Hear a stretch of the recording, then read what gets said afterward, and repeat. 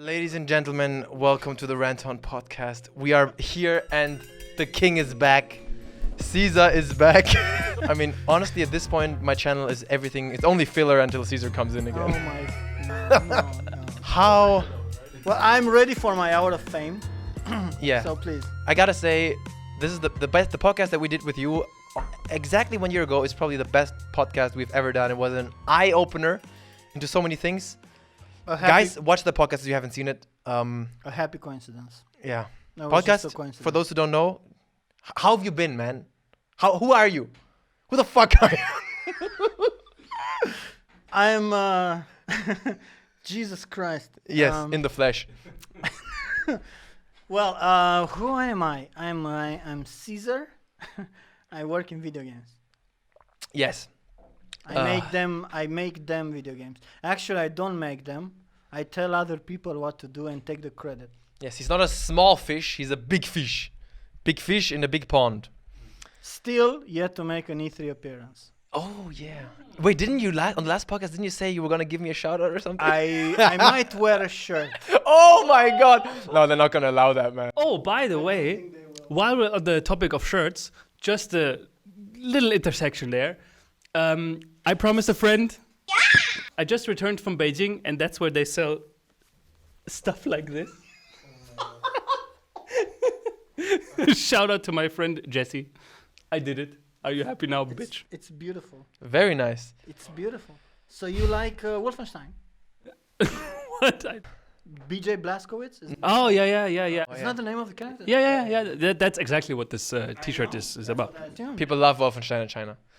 Okay, I don't even know where to begin this. This is so fucking epic. I'm so happy to have you back. I'm super happy to be here. It's been a Lord of the Rings level of endeavor to come back. I'm sorry to say this again, but the mic has to get even closer. See the audio levels? You don't have to get your face closer. You can just move the just thing. bring the mic Yeah, close. it's very flexible. Okay. I'm microphobic. Yeah. This was such a schwere Geburt, we say in German. Like difficult birth. Yo, we had this. We've been trying to schedule this. Holy shit! We've been trying to schedule this for such a long time. It was originally supposed to happen 2 weeks ago, but then the French people decided to last second strike. Yeah. And today in the morning, Last second, as in 4 hours before coming in, I received an unassuming message. Like you will die. I was jerking off with both my hands, and suddenly my phone was boop boop. Oh, everything is cancelled. That's cute. Amazing. No money back. Fantastic. What a fucking joke. And then today in the morning, what happened? Can you recap that? Today the rare. So all trains are taken, all of them. On Monday, and all the trains were taken, and except for this ungodly 7 a.m. train that has some place. So I took that one. So I woke up at 5. Fuck. At 5. Actually, For the Ranton Podcast. For the Ranton Podcast. Pick up my laptop because I need my porn. And I can't go a day without it, of course. And then I came here, and when I arrived at the train station that will take me to Paris, to Gare du Nord, none of them were working. It was like this massive, non-working lines. And I live so far away, and there's no Uber at 5 a.m. Yeah. So I found a bus that took me somewhere far. I had no idea.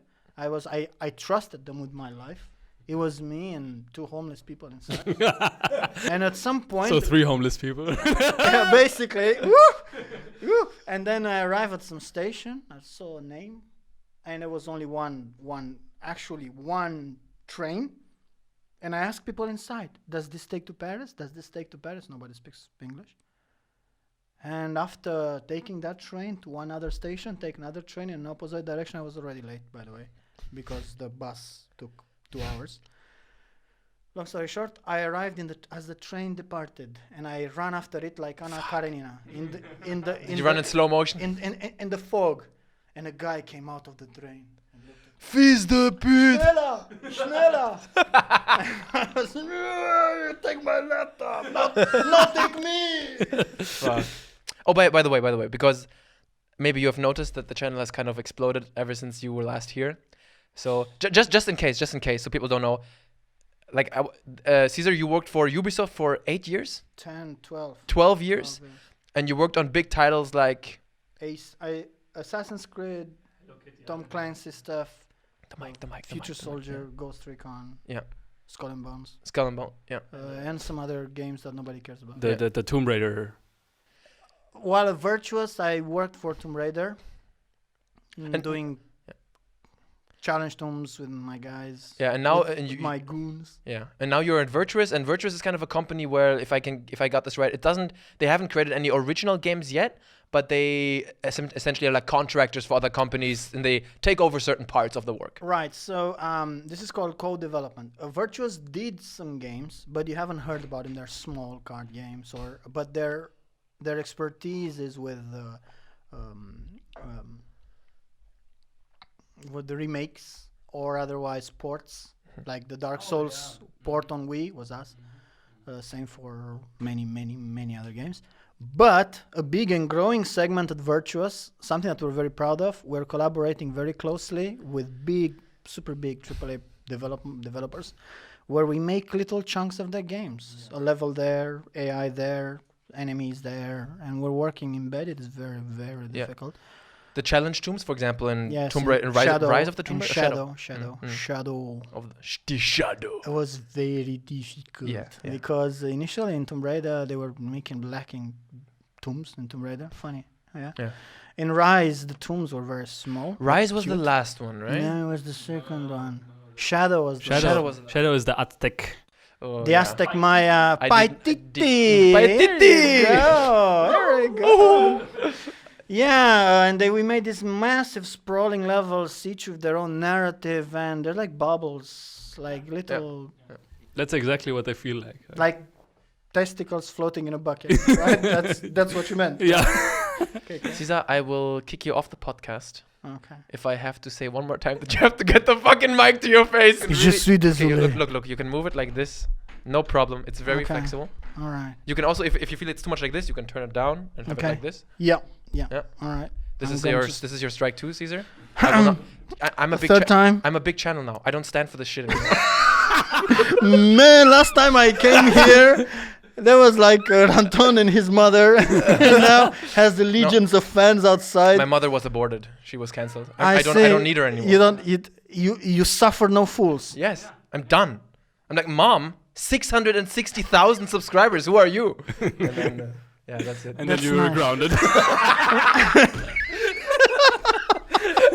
Oh fuck. No, the funny thing, that is a true item for me. I started watching Anton because he was bottom feeder in terms of reviews, and the bottom feeders, as let's say we don't call them, we affectionately refer to the low YouTubers, but they are our most trusted allies from the shadows. We trust their reviews because they're unfiltered. Yeah. I would argue, I still am. I would argue, I still don't give a fuck. Yeah, if you watch my Modern Warfare review that just came out yesterday, bro. Yeah, that one was... There were some jokes in that. I thought, okay, this is a controversial game, so let's make a controversial review. That's beautiful. Let's put some jokes in there that... I haven't watched it yet. When that video came out, I was like sitting in front of the creator studio where you see if your videos are monetized, and I was just waiting. Let's see when this video gets age restricted. My Mortal Kombat review was age restricted. Boom, so fast. Yeah. Holy shit. That was probably just because it had Mortal Kombat in the name, right? You should have added a filter. Yeah, I didn't. That's what people do. You know what's crazy? When a video gets age restricted, usually it dies very quickly.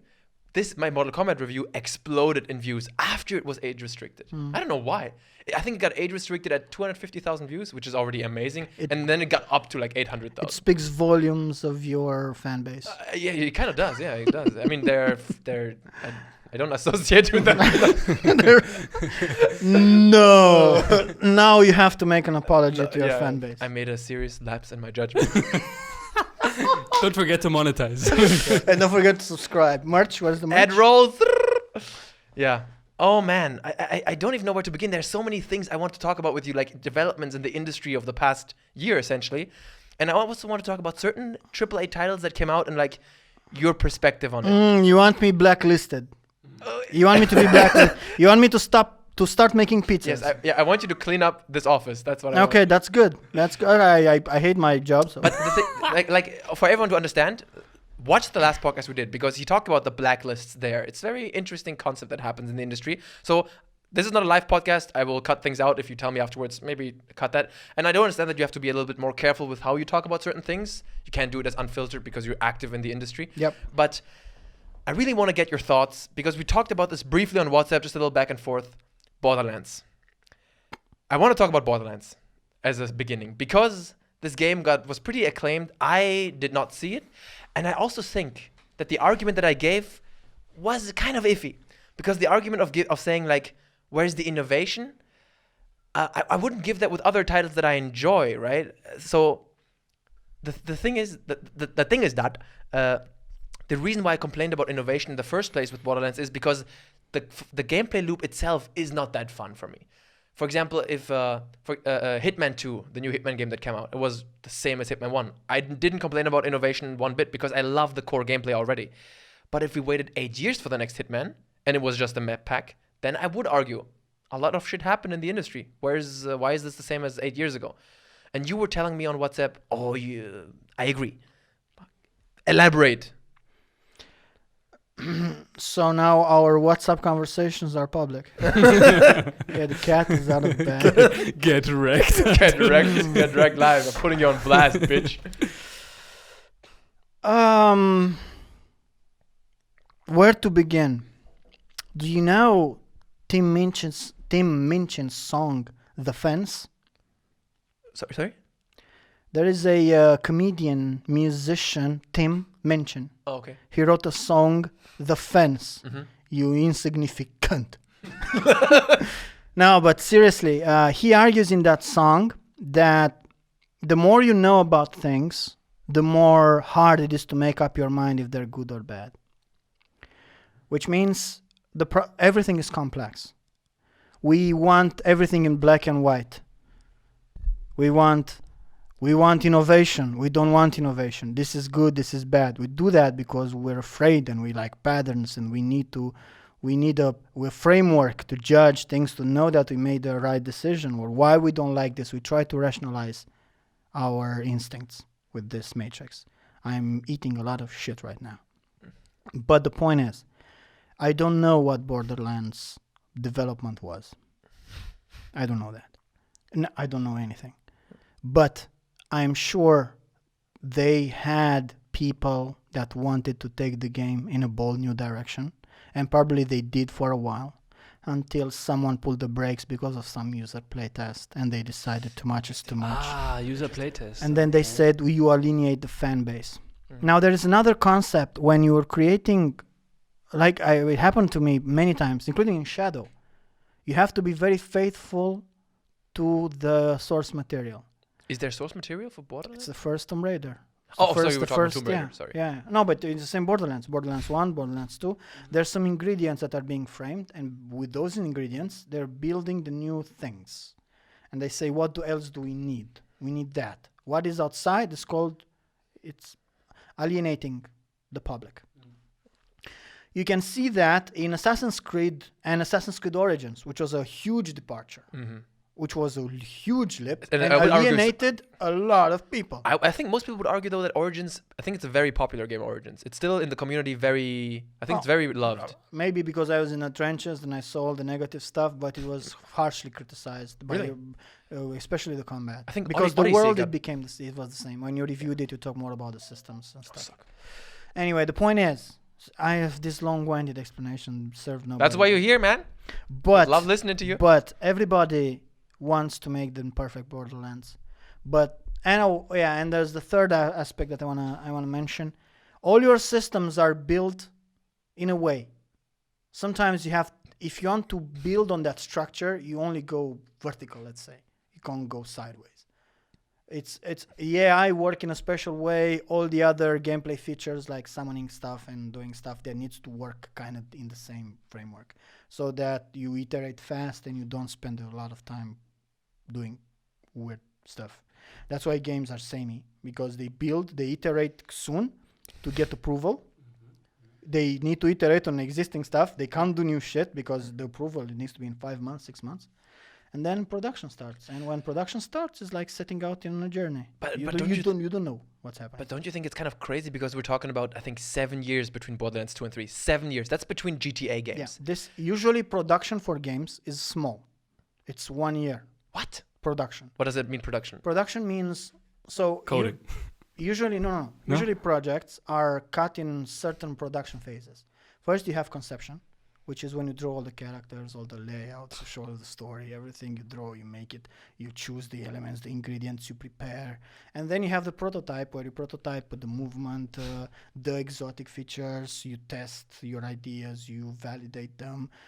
Nobody is excited to see a guy crouching behind another guy, so you do all the exotic shit, you do it there. And then you create what it's called a vertical slice, which is like 10% of the game at the highest quality possible to make a benchmark, and that's usually done with small team, and that takes years. In terms of Anthem, took 6 years for pre-production. Production is when you know what to do, And you and go now you go full throttle. explode. Yeah. Mm-hmm. So 1 day of production equals 1 month of concept or pre-production. Okay. You just hire people, and everything just churns shit. Just This is when the cogs, when the machine starts. Yeah, the bosses, the enemies, the locations, everybody. Careful with the water. Yeah. And that takes. It cannot take more than 1 year for normal studios. I'm talking about Rockstars, Blizzard, or normal people. Regular people. Let's say 2 years of production, but that's you need a lot of cashola, a lot of muscle. But what I find so crazy, did you play Borderlands 3 a little bit? No, sir, I did not. But because what is really shocking in this game, for example, I always say my reviews are it's just my opinion. It's 100% subjective. If people love it, more power to them, it's fine. But I think even they would be able to agree. I think even in my comment section, they said they want more of the same. That's fine. They still love it because it's more of the same. That's what they wanted. But I think Borderlands is a prime example of shockingly nothing being added. Like such tiny tweaks being made that it's like, what have you guys been doing in the concept phase? This is I reinstalled Borderlands 2 because I thought I was being crazy. And I couldn't find differences except in a little bit of the UI was changed, Yep. UI was changed. That's basically Kinda. it. Yeah. Sorta. Kinda, sorta. Also, not that much, really. Yeah. I mean, now the life bar is not rectangle anymore. It's fine. You're used to it. You don't need to look for your light bar. But why is that? Do you think that's something that's really pervasive in the industry, that people, that higher ups always say this will alienate the player base? We have to just do what we've been doing in the past. This is a very strong argument.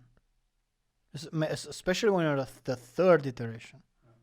But what is like your counter argument to that? If the higher up says like it has worked 2 times before, why change it? And then you're like, yeah, but maybe we should. It's our identity. People struggle to find identity, and.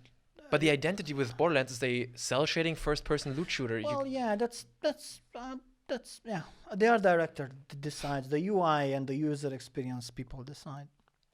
But aren't there people? Do you think there are people like also higher up to say, let's look at Red Dead. Look at how much shit they changed. Yeah, but that's just terrible. But that was 7 years production as well. That's also Take Two. Right. Look, if you ask an art guy or UX guy to compare to the work that they did on Borderlands 3, they're gonna say it's night and day, because for them those molecular changes are too much. True. They're pushing the envelope too much. This is another aspect. When you're in the trench, when you look up and you keep digging the trench, it feels like you advanced for years. Yeah. But you in 3 years, you come back, you look at the trench. So nobody did any digging? Yeah. Nobody did any digging. I guess nobody likes digging.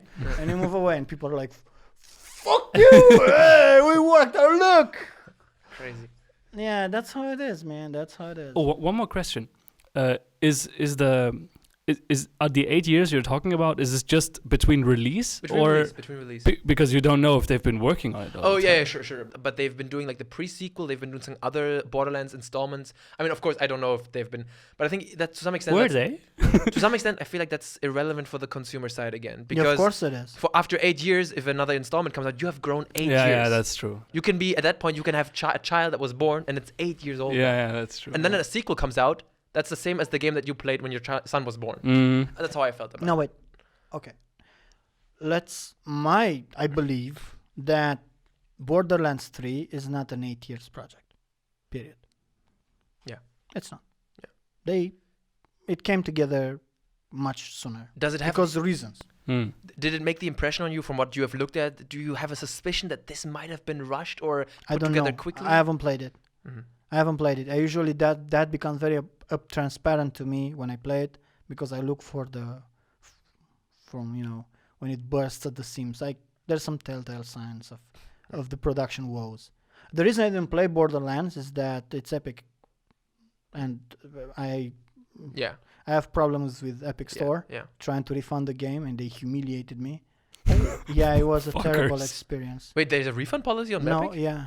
Well, on Epic Launch, I tried to refund the game, and it was just embarrassing. I had to write an essay on why it does not work. Oh, yeah. Todd Howard's calling. Yeah, that's like Fallout 76, right? We have so much more to talk about. Oh my God, I'm so and then I was just waiting for weeks, and I said, all right, until this store gets its shit together, I'm not going to buy stuff on it. Honestly, Cesar is like a lemon that I'm just trying to squeeze for 3 hours, get as much juice out of it as possible. It's not going to be a lot of juice, and it's going to taste weird. But and I didn't play it also because of the characters and the narrative and the dialogue. It's cringe. It just next level. It was cringe. grating. It was unbearable.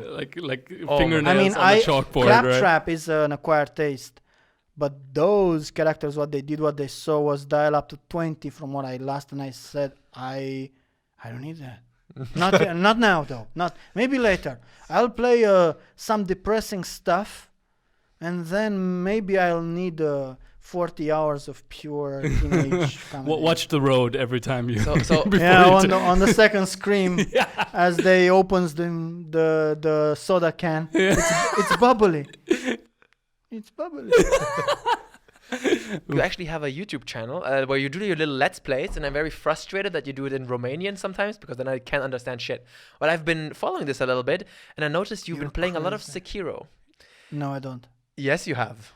I barely scratched the surface. But I wanted to talk about Sekiro with you because this is a game Andy fucking loves, and even I played it for I think 8 hours or something. And Sekiro is something that I think you definitely have thoughts on because you are somebody who's fascinated by combat systems. Yeah, fascinated. And I just have to know your thoughts on Sekiro. What do you think about that game? It's brutal. Brutal. It's gonna take you to his dojo and make you his geisha. Well said. I think Sekiro is a masterpiece. And but just like all From Software games, it's obtuse. I don't agree with a key design feature. That is? The grappling hook, and how you can exploit it to reset disengagement. To disengage. Exactly. I think that's stupid. Well, you are on such next level shit, man. This shit would have never crossed my mind. If I made a review on that game, I would be like, in the end, the grappling hook is so much fun. No, it's not. It's some gimmicky performance. This is called. So look, in the industry, that is called traversal. In traversal means exotic ways to move around that it's not walking. Right. And the traversals are, let's say, there are two types: performance and gameplay. Performance is all Tomb Raider, which means you're in that space. Only thing you can do is jump. You have a beam that you have to balance on. You just walk forward. There's no decision there. If you want to axe on a wall, you axe on a wall. You can't balance axing on the wall. So that's called performance. There's nothing to do, really. There's no decision. You just go forward. Okay. Assassin's Creed. Systemic stuff is Zelda. When you climb and your stamina is low, you climb everywhere. You can leap up and you're thinking, okay, how can I get there? Maybe if I leap on that. That's systemic. That's where creative authorship is taken into account. Player needs to be smart. Sekiro has a shit ton of performance stuff that is pointless. And that's, for me, it's no gameplay. The second thing I dislike about Sekiro is their trifecta of countering. Jumping over stuff, jumping over sweeps, jumping over countering thrust attacks. The thrusts, And I forgot what you do about the grabs. You dodge the grabs or you jump over the grabs. So they have 3 ways where you can defeat something, but only with one maneuver. So you have 3 killing moves that are unblockable, and each has one solution to dodge it. Just one. And they don't show it differently. They use the same color for all three of them. It has the red sign. That's it, yeah. and that's a big design problem. And you only have to read animation. That's your only cue. Yeah. If they had different colors for each one, it will help you more to see, now I'm supposed to jump. Because when the samurai pulls away, you don't know that he's going to do a sweep, a thrust, or a grab. Yeah. So you need to learn it and get lucky. Yeah. These are these two big problems that I find at Sekiro, and these are two pebbles in my shoe. If somebody came to you now and said, "Oh, bro, just get good," what would you say? I was just going to say that. It's perfectly legit. Yeah. Oh, you would say that's legit, or would you say that's not? No. So you would argue it's just too difficult. Yeah, of course. You just have to master it. You have to stop being afraid. You did martial arts. Did you fight people in the ring? Just like in Sekiro, it's the same principle. When he swings at you, you don't brace for impact. You look at it. You also, before he starts swinging, you need to understand if he's right-handed or left-handed, from where it's going to come. And if you know that with these two things, you step in front, and the impact is small, and you do your thing. So you don't have to be afraid. You just have to look at it. But that comes with experience. And each new fighter is going to hurt you before you get his thing. That's exactly it. And it creates frustration. So you get good. You brute force it, just like Dark Souls. But there is a key difference between Souls, Bloodborne, and Sekiro. Sekiro, you need to be on point with the execution and reading and learn it. And even if you know it, you need to be on point. Mm-hmm. You need your bad boy face on. Dark Souls and Bloodborne, they have that, but at lesser degree. Dark Souls and Bloodborne are games of what it's called by some people micro-patience, which means in Bloodborne and Dark Souls, the best strategy is to wait. Yeah. Mm-hmm. You have to wait a second more, and then you'll understand. You don't engage now. You trigger, you'll open him, you wait. He's going to react, then you punish him. It's stringed micro-patience, which means it doesn't have flow. You can engage and disengage mostly whenever you want. And it's more easy to do. It's easy to play. All of these games aside Sekiro. I'm not saying any of them, they're just different games. Yeah. Like, and they're not like easy, but they're easy to play. And if you look at them and people say which one is more difficult, people will say Sekiro it's easier because you can disengage. Because you're so much more in control, you can pause it the game whenever you want, use items. That's insanely powerful. You didn't enjoy the verticality of the maps? I loved it. But how would you have solved it without a grappling hook? Oh, I would have made the grappling hook systemic, and I would give him time management and resource management. So that you can shoot it anywhere, basically? Yeah, you have to pick your maybe distance, maybe slowness, so that you're being caught while you're trying to do, like in Tomb Raider, and you have to grapple and try to climb up as they fill you with arrows. I would make it more systemic. Mm-hmm. And I'm pretty sure that was a technical problem, and they did not have time to solve it. Mm-hmm. When I saw the trailer at first, when they showed it's a new Souls-like game and you have a grappling hook and you're so fast and jumping everywhere, I was a little skeptical. I think the way they did it in the end, it was, for me, the thing that always puts these Souls-like games like on the top is like the way they design their levels. And then when you loop around and now I'm back here and this is a shortcut. And I was like Surge a little. Too. You hypocrite. Yeah. They're the same games, and you like Surge too. And I don't like what? And you don't like the same aspects in the Souls game. No. I explained it. It's pure rationalization of bias. It's a different kind of world concept. It's an artifact of confirmation bias. No. The world is different in Surge. It's like in The Legend of Zelda, where you have an open world and then you go into dungeons. This is the Surge. Did you play the Surge too? Yes.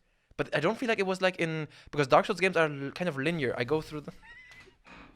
I don't know. I feel like do you see the difference in the world? Anyway, can I finish my point? So yeah, but I just wanted to so the Surge. Fucker. Yeah, I was just gonna say I was afraid that the level design will be so bad because you can just grappling hook anywhere, and I think To a certain extent, I agree with you there. Like the grappling hook was a little bit too much. Yeah, but So now back to the Yeah. Surge. No, it's part. It's part of the experience. Yeah. And it has not been designed. Look, did you play Tenchu? no. Tenchu, Wrath of Heaven, Stealth Assassins, Kurenai, all those Tenchu games. The mic, you need to talk all into this, the top. yeah. I have to come a bit forward because I feel like a what's those animals As long as you're that swing visible. on their back and they rub their Others. I feel like an otter. So, Tenchu, which is one of the 4 games that changed me molecularly when I was a kid. Tenchu had grappling hooks, and they had it systemically. You could grappling hook on edges everywhere, but just like with a thing, you throw it, you are out of there. So it was a legacy thing again. Okay. It was a legacy thing. Legacy is important. So now I have to defend myself. Okay, Anton, defend Okay, yourself. listen. I will. Okay, listen. I still don't like it. I still not a big fan of this way of world design. But I did see a difference there. So when I played Dark Souls, I played Dark Souls 3 for I think 10 hours or something. Yeah. And in these kinds of games, it's kind of linear. It's the way I felt it was linear. I'm going through an area. The area is kind of half open. It's circular. It has different corridors that lead into each other. But then I move on to the next area. In the Surge, I never had. The Surge 2 wasn't like that. The Surge 2 was I'm in the hub area.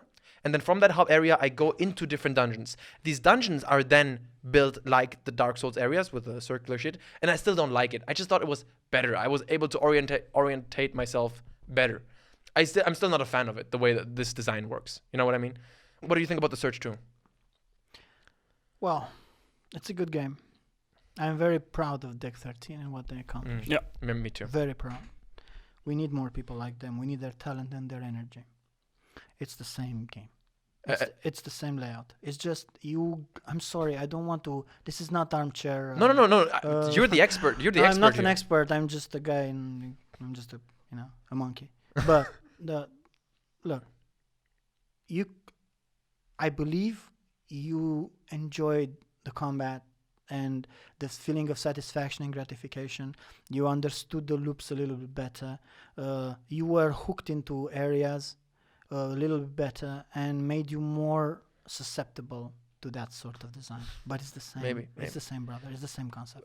The same. What are we comparing here? The Surge and the Surge, the Bloodborne, and the Dark Souls. But do you think the Zelda games have this? Do you no, think, it's completely different. But how is that different? Because I felt the Surge was a little The bit Surge like has nothing to do with Zelda. No, Zelda I mean in terms of that you have a central area from which on all the other in areas Zelda lead to. you have only openness, aside from the labyrinth thing. And the fact that you go in an instance that it's linear and it's small, it's a puzzle. It's not like that. Yeah. That's these level design driven games, they're supposed to test your. They're supposed to. I don't know. They're different. You're supposed to explore them, find how they loop around, open shortcuts. Yeah. They were the same, but there were ingredients in Surge 2 that made that easier to swallow. Mm-hmm. And that's how mostly look. A lot of people say Bloodborne is the best Dark Souls, and they couldn't stand Dark Souls, and they played Bloodborne. But they're the same game. They're still micro patience game, but they have Bloodborne and Dark Souls are like Tekken and Soul Calibur. Arguably, the games are extremely different, but they're really not.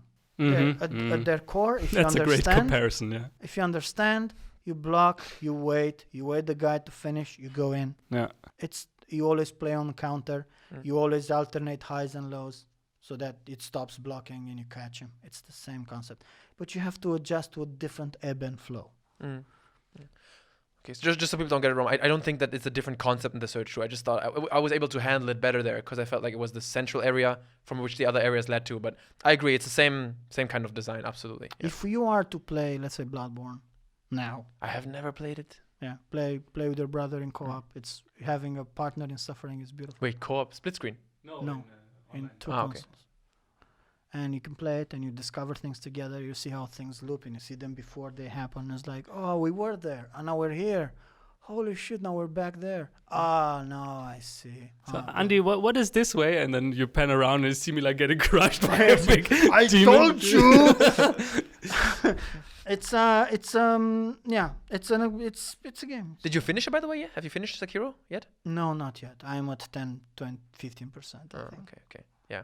I got to the place, Andy, you can tell me how far I got.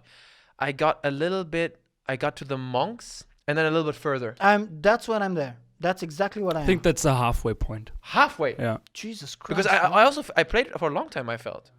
That's halfway? Or like maybe 60%. Because I was at some point, so I stopped the game because I wasn't reviewing it, and I stopped it where I always stop these games. I had 3 ways to go, and I was like, oh, fuck this. Yeah, I did the same. Yeah, because I hate this. I hate this I'll shit. return to this sometime later. Yeah. But that's testimony that the game failed to grip me. He had too many shoes to fill for Tenchu. And I think he did something fantastic, but in some other regards, it failed its legacy. Did you like the fact that you have absolutely no equipment or no different sword system? Or would you have liked something like that? I do not like that. But that's Tenchu. They had that in Tenchu as well. I think if a game does it correctly, it's Sekiro, because like usually when you have 10 weapons to choose from, then it's like half of the weapons are severely underdeveloped and stuff. And I think in Sekiro, the sword play is so that it's okay. No, yeah. It's enough for one It's a good playthrough. strategy to go forward because you can tune the combat. You know what the player is going to come with. It's what we did for Origin with the gladiator fights. We forced a weapon to go in the arena. And based on that weapon, we designed how far the character dodges to barely miss. We knew how far the player will lunge. We had all the metrics. We had all the rings around the player. We knew which way to engage, disengage. It's very clever. I have 2 more things I just have to get your thoughts on, and we're gonna probably go into endless discussions on this. But it's just I want to pick your brain on this, and that is 2 things. You can choose what we do first. So I want to talk about the absolute legend. This game. I mean, this hasn't come out yet when you were here, but it came out shortly after our last podcast. I want to talk about the groundbreaking masterpiece and timeless classic that is Fallout 76. Yes. The absolute shit show that is that game. They made 72 Fallouts in between? Yo, what? You probably seen the video of the internet historian when he recapped. I love that guy. I love that guy too. He's a great guy, by the way. Man. I'm in his DMs. Dad! Yeah, I saw your pictures there. I want to WhatsApp you. Yo, I saw you in... I saw that you guys did the... That guy is such a great guy. Yes. And You did that you will come in 5 seconds game thing with That him, was- right? I will also be eternally grateful for him because I had like 20,000 subscribers at that point. He had 800,000. He's found my channel. He's like, yo, let's do something together. Internet historian is the best, realest motherfucker out there. What a fucking MVP, man. So enough about that. He did a video on Fallout 76 that I think you watched. Yeah, I showed it to Sophia. Doesn't give a fuck about games, and she watched and he's like, It's funny. how what? And the crazy thing is the saga isn't over yet, right? Yeah, It continued with The shit gets stapled right on Cesar. top. What is going wrong here? Who is in charge of the marketing department? What? Give me your take. Okay. I'm going to give you my take. No, I'm not joking. This is pure speculation. Pure speculation. What I say is meaningless. But people are not stupid. People want their best. People want to do... There is no... Oh, we gotta scam these suckers. Yeah. No. There's people who want to do...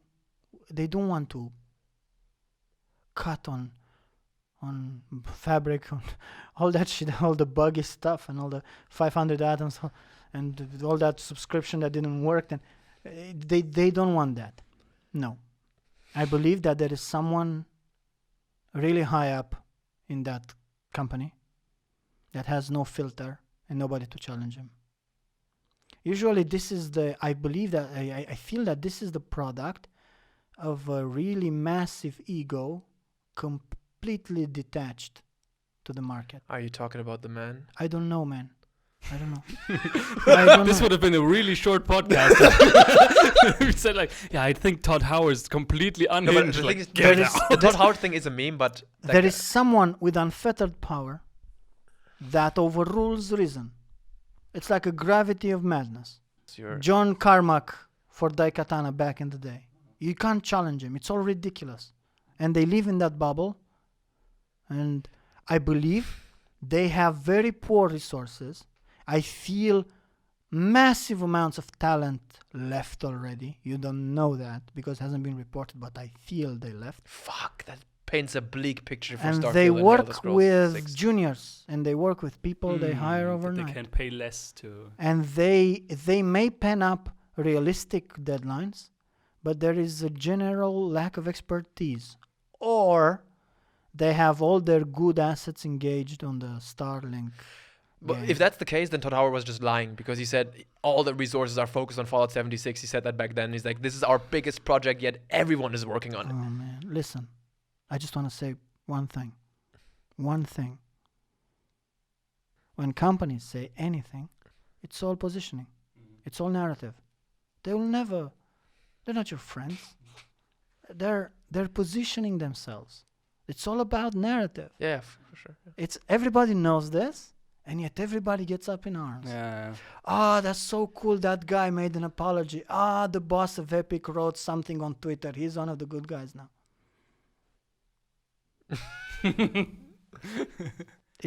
They're a business. Blizzard was your friend, was your family, until they weren't. They were never your friends and family. You were never friends with them. Yeah. I mean, They Todd are- Howard is my friend. I would say, don't they are- shut up. There's too much on stake. Yeah, This Yeah, is exactly. naive There are thinking. billions of But it. so did I understand you right? You're saying that a big part of the Fallout 76 story is like many people working on it productively and one or two people that are uncontrolled just tearing it all down? Or? Productivity and velocity gets shot to shit because Okay. of forces that pull in directions that do not make sense. Yeah. And usually this creates a lack of ownership with the heads. And they have meetings of 12 hours and nothing is decided because they don't own it. Like an Anthem. Like an Anthem. That's what happens. And talent leaves. You were Yeah, putting yeah. talent. SkillUp's video on Fallout 76 was amazing because he really put it on point. He said like Fallout 76 is creatively, technologically, and morally bankrupt. I think this really shows the failure that this game project was on every level. I'm always very lenient with bugs. Bugs are something that does never. I think we talked about this last time. Also, bugs are within reason, of course, tolerable, and they will get fixed. But that was ridiculous. And then also morally, in terms of monetization, the whole write an essay, the whole bag thing, all that shit. And then creatively, also, I mean, I believe it was a troubled project with a lot of tech problems. The MMO solved years before they launched, which means they worked in a bubble, which means their team was hamstringed. That's a good argument. Yeah. They worked in a bubble. I have a theory about Todd Howard. Can I shoot this? I will shoot this by you. You tell me what you think. So my theory is, this guy, after making 3 groundbreaking big titles like Oblivion, Skyrim, and Fallout 3, titles that are universally acclaimed, this guy has gotten so big and so wealthy, and he said in an interview once, 2 years ago, that he's overseeing different teams at different projects.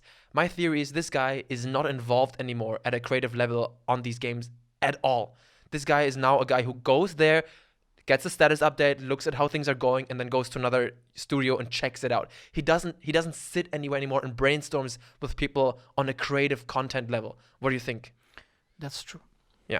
I believe that is true. I also believe they had very aggressive deadlines and they might have some financial problems because they'll fail to meet certain financial expectations, because growth is, even if you have a massive growth, if it falls under expectations, people are going to be fired because there's a plan.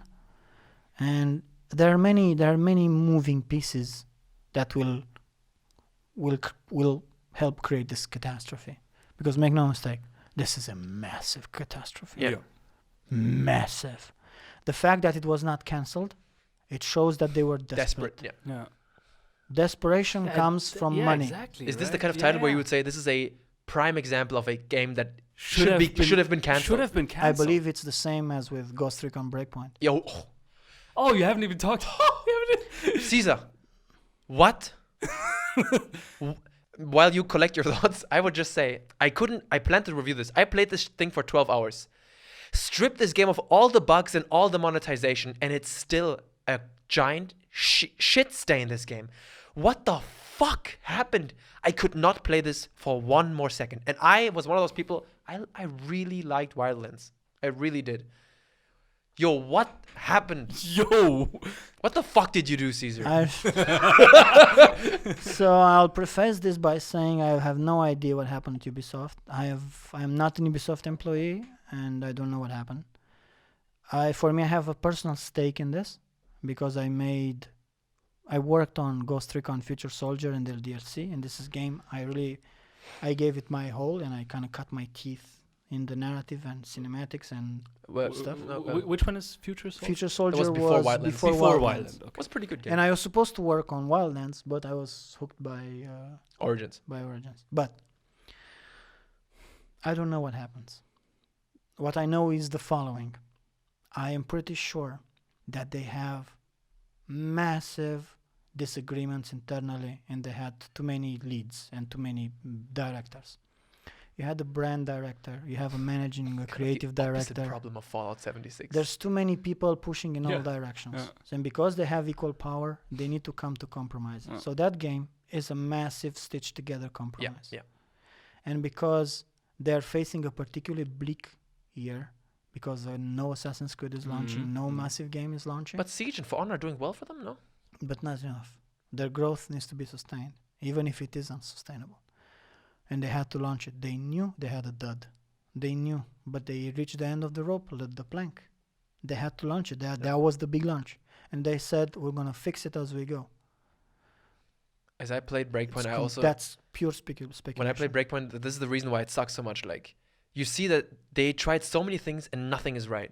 Nothing is thought all the way through to its end. Everything is there, not even halfway, a little bit. And the menus.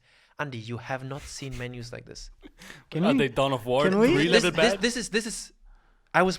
When the menus stop you from playing a game, Yeah. Oh. it's bad. Can we stop beating up this dead horse? I It mean- hurts. It hurts. It Yeah, hurts. it hurts. It hurts. Man. I mean, what I'm thinking right now, I mean, I don't know how do you see this? I'm guessing now this is again a temporary end for Ghost Recon franchise, and now we have to wait again 4 or 5 years for another reboot. There's going to be a reshuffling because their stock dropped. Yeah. Their stock dropped significantly. Did you see that internal document that was shown where they talked about their expectations for the year?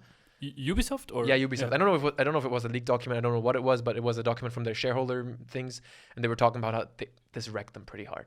Yeah. And this Ghost Recon thing. Breakpoint Yeah? wrecked them pretty hard. Yeah. They will have to reshuffle teams, change directors, change strategy.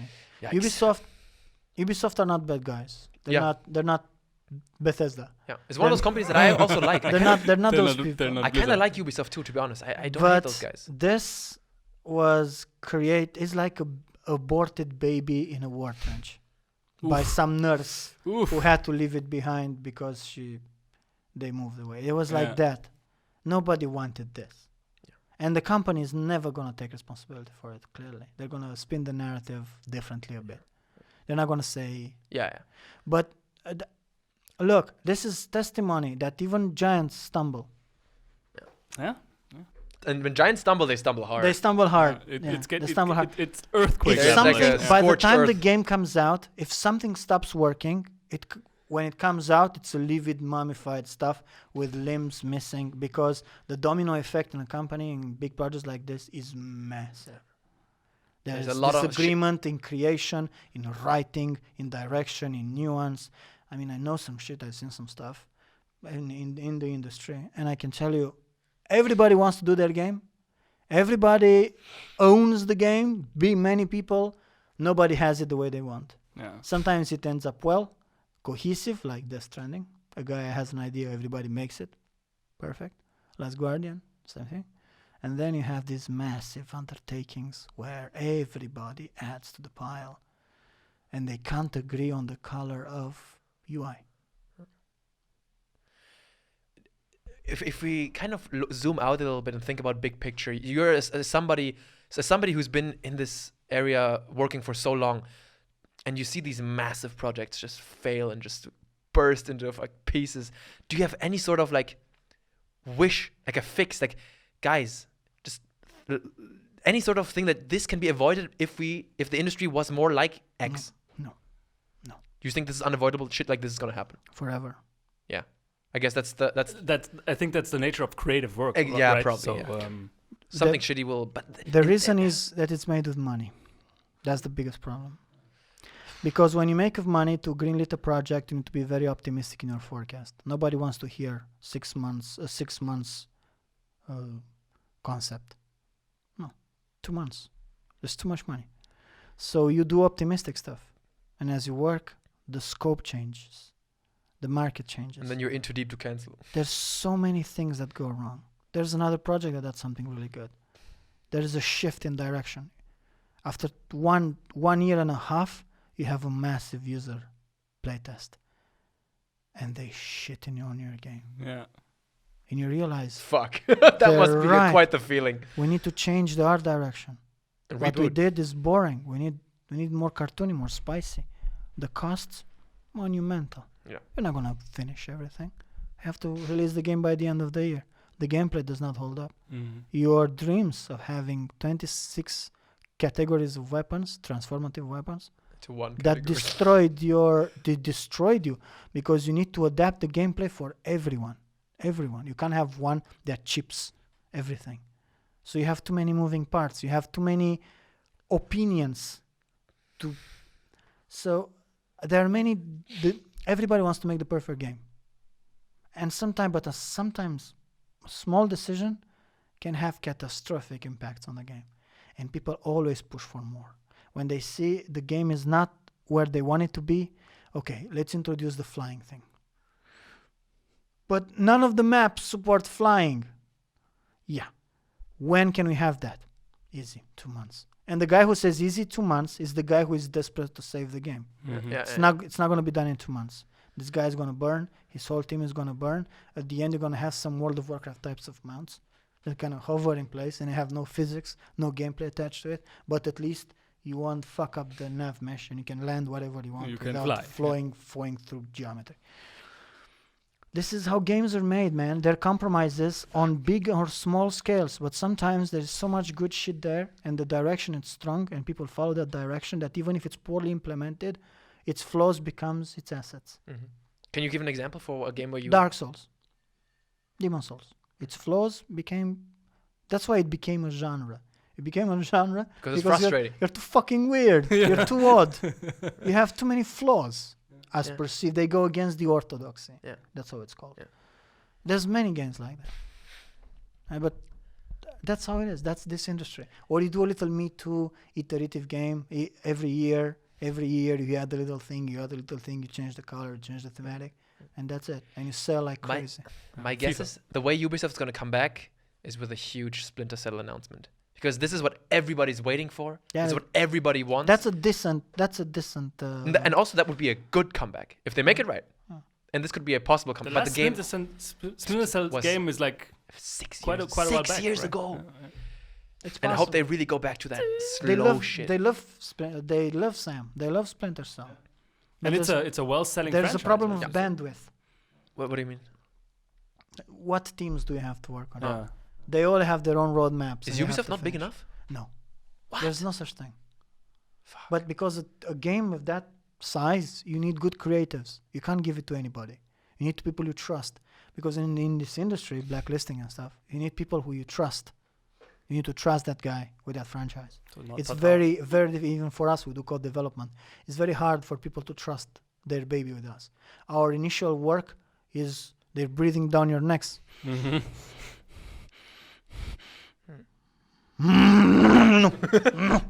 So you have to establish trust. You have to over-deliver. And then, okay, I guess you can make the gloves.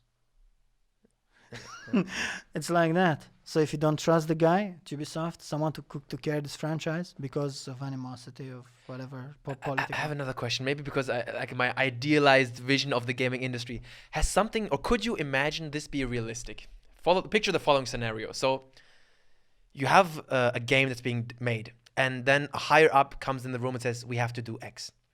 And the programmers, the people who implement it, let's say that's 7 guys. I don't know if this is realistic. 7 guys, and they all look at each other and they're like, yo, this fucking sucks. And then they all 7 of them, they take the courage and they walk into the office of the guy and they're like, bro, this fucking sucks. Does this ever happen where people go to the higher up and tell it's not working, like the peons, the worker ants? No, sir. It's their career and their jobs on the line. There is always a love. But what kind of shit is it? It's a love-hate relationship. Yeah. Everybody hates and loves the game they're working on. But is it like really giving like a contra to your superior? Is that already risking your career? Mm-hmm. What kind of egos are at work there, man? But it's toxic, negative attitude. And fuck, if man, anyone get a catches grip. wind of it, Yeah. nobody wants to work with that guy anymore. But you don't have to be it in a toxic way, no? Oh, that's enough. Look, I Just say, yo, let's rethink I this. divorced from other people from far smaller things. A small thing can become a big thing. If I know there's always opposition when I work with you, I can't trust you, so I move to someone else. It's not like people want to mess up people. It's just if you have 6 people who sell apples and one of them is always giving you weird looks when you come in, Yeah. you're not gonna go that guy. Yeah. And I appreciate that, but I'm gonna But try. it's not someone even else. about all the time. Maybe And once. that escalates, but it doesn't. That doesn't go away. It'll remain like that forever. 20 years later, when you have your own company, and someone, okay, so we wanna hire these Apple distributors. Oh, I know this guy. Oh, not this guy. No, yeah. Blacklists. Yeah, it's how it is, man. It is an industry that it burns people and passion, and you can't have room. The intimacy when you create games is too big. You can't mess up with that. Do you think it Tai has, Chi. do you think it has something to do with power, that it messes up the power dynamic and it makes relationships awkward also? Yeah, it's you're the boss. People react poorly around you. They act awkwardly. Well, it happens to me all the time. They invite me to places because they have to. This is a very, very difficult issue to fix. But they won't talk to me. They won't very rarely. And Yeah. I do a lot of efforts to Not have yes men.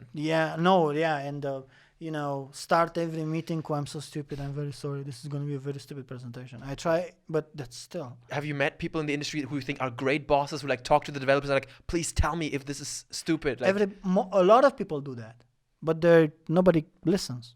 Nobody goes to them. They go to a point. There is a limit. There is a soft limit.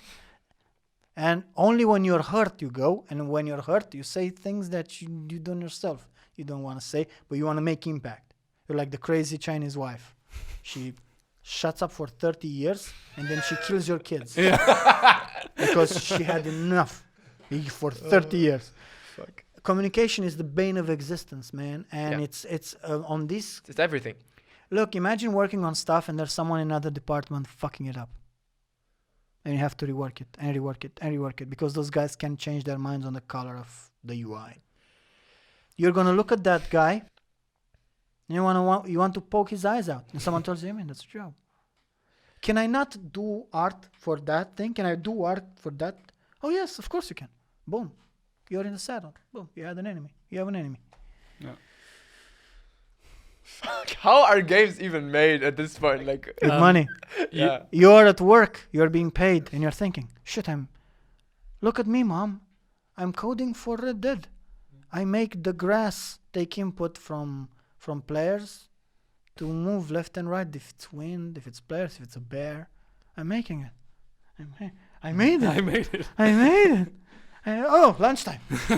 But this sort of thing, because communication, of course, obviously human beings are the variable here, right? The more human beings, the higher the chance that miscommunications is going to happen.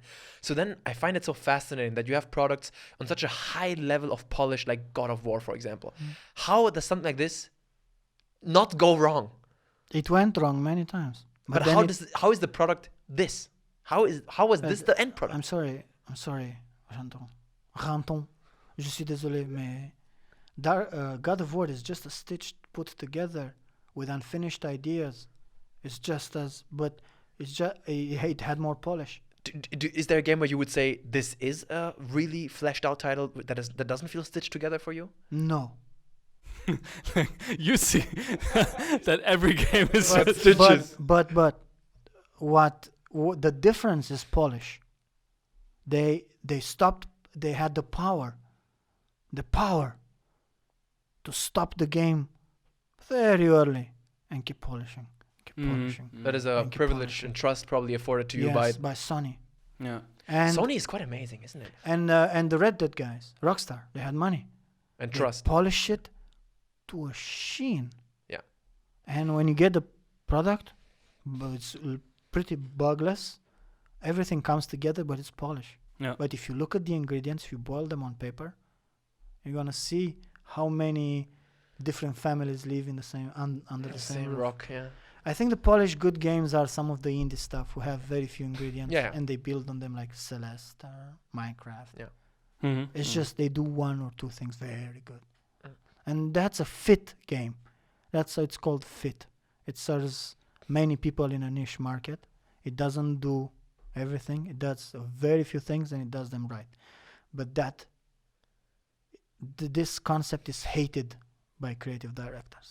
The very few things, and yeah, because They then they want thematic abilities. Because I think that's not something that you can actually force. The reason why certain indie games are successful because it's literally a guy having an amazing Limitations. idea. And limitations. So, Oh, yeah. guys, Of course. the best ingredients to make a good product, regardless of medium, is limitations. You have to give yourself limitations. How many enemies my game has? 5. Why 5?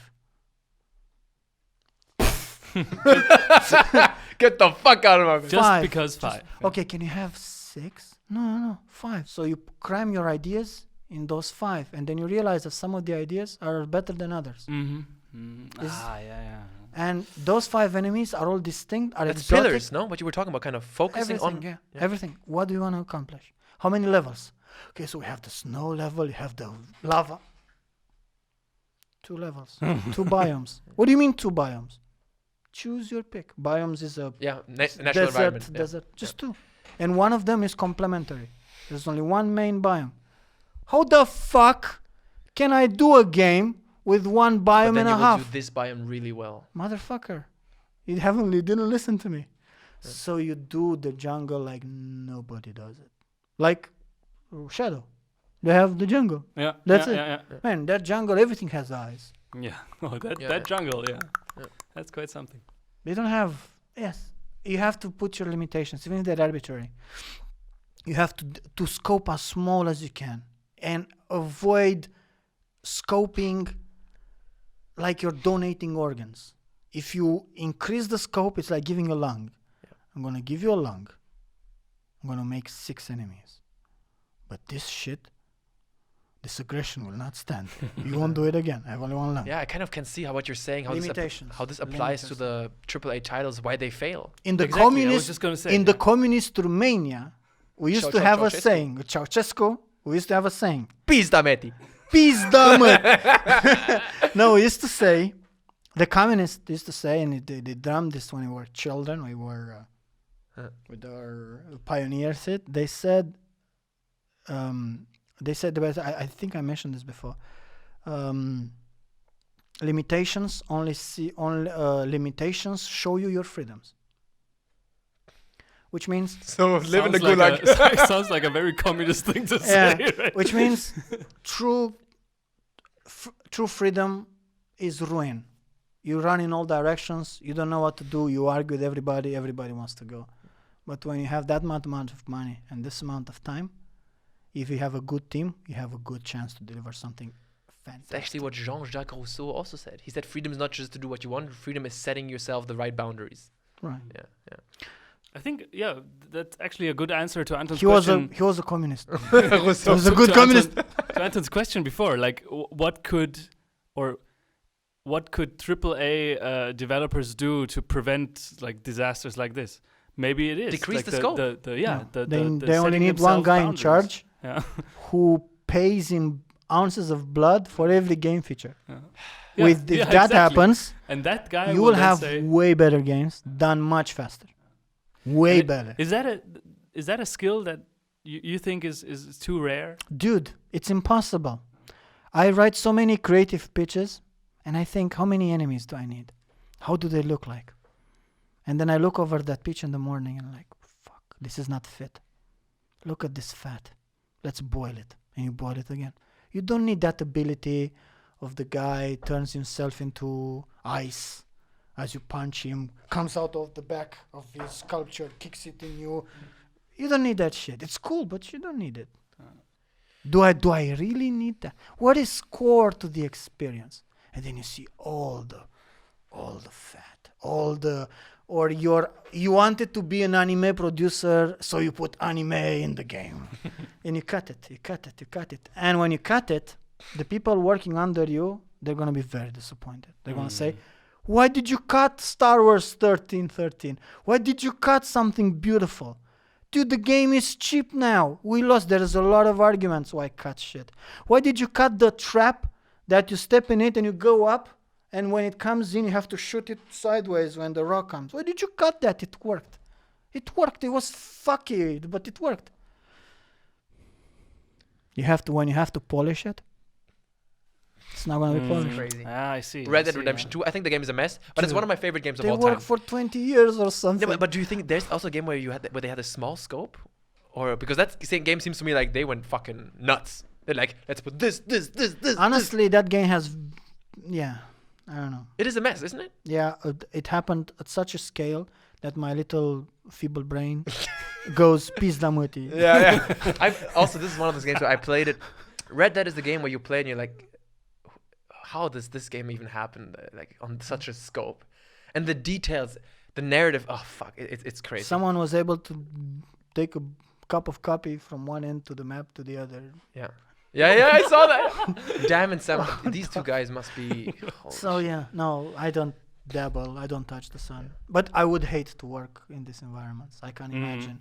You can imagine the amount of human waste and dead bodies that you have to climb on. I mean, like I said, I know a guy who worked on Red Dead, and after 1 year of crunch, he said, I work amazing, on but I'm out. way smaller projects, and the pain is real.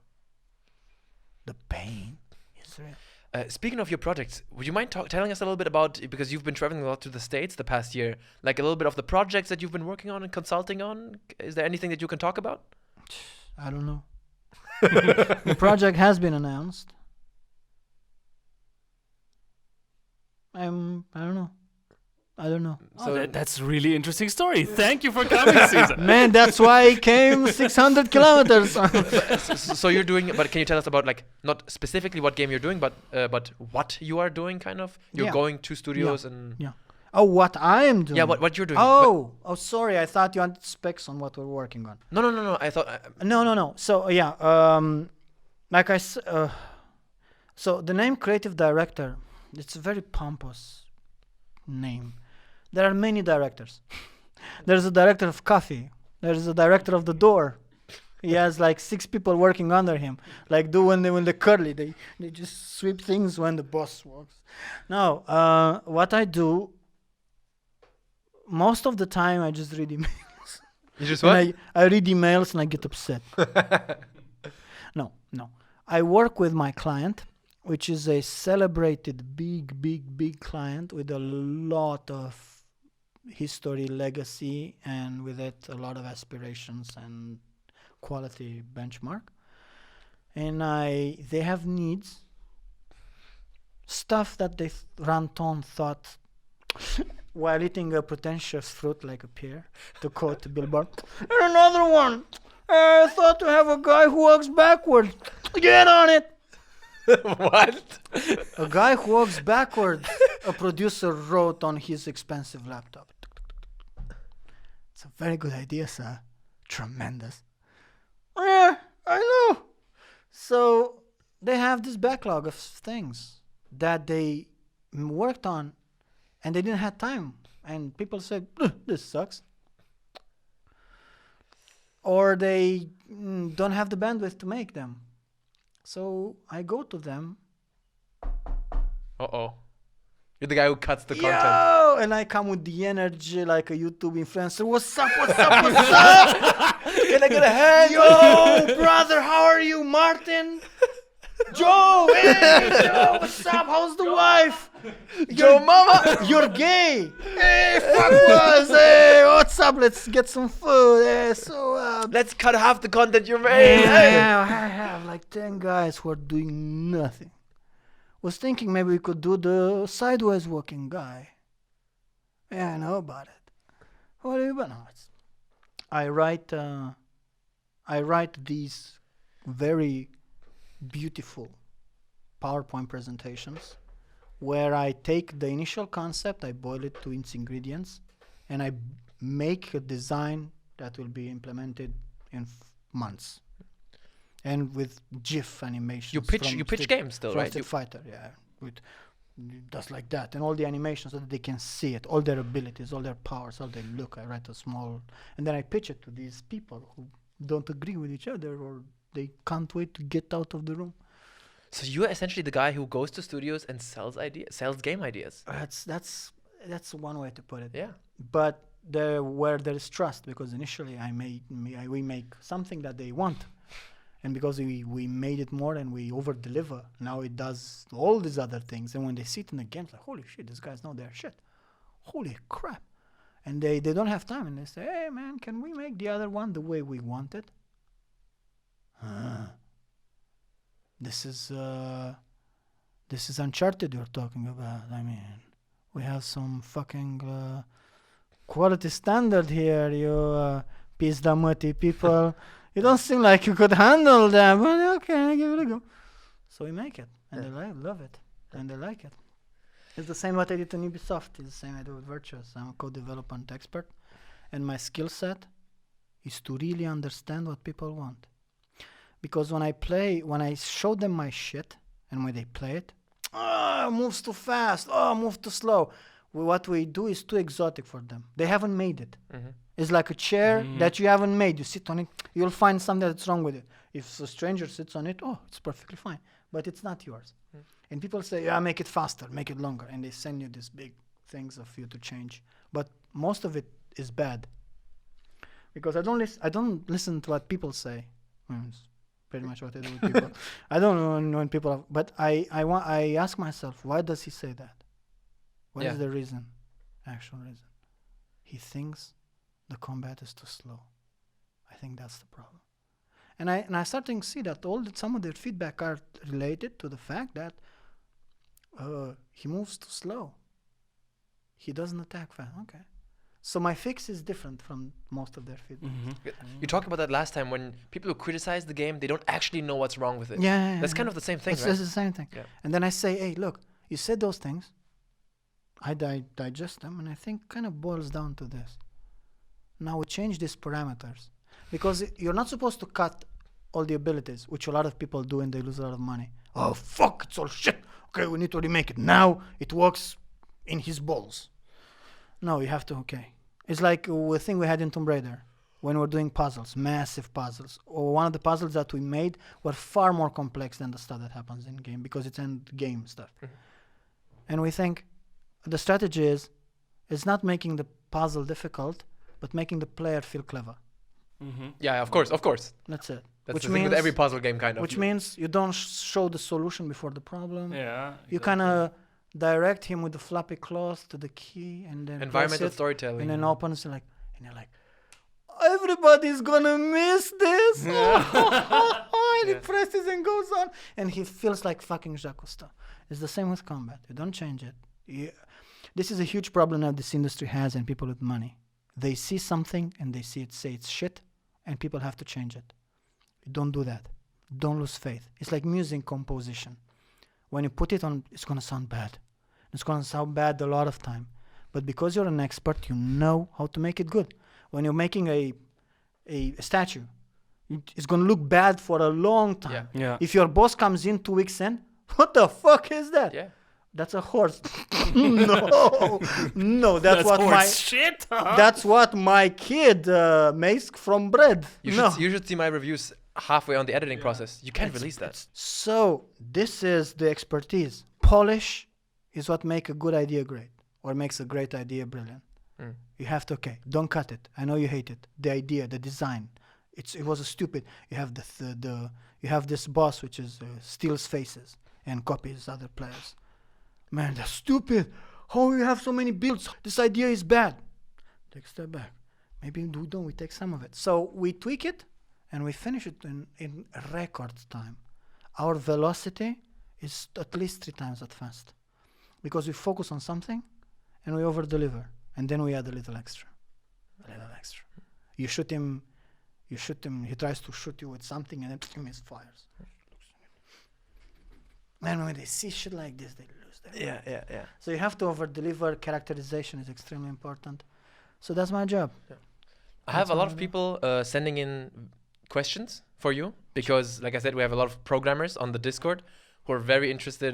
I mean, the podcast with you was just an eye-opener, I think, for many people. So Jacob wants to ask you, question for Cesar Salad.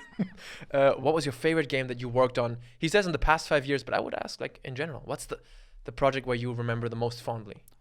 None. It is hell. Is there one that was a particular nightmare? Yes.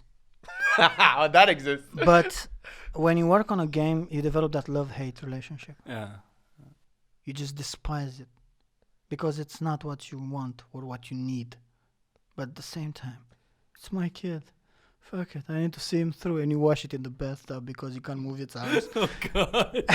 Sorry, I have a really dark humor. This is some bad metaphor. But I had a hate-love relationship. When it comes out, it makes me proud. Oh, I love you so much.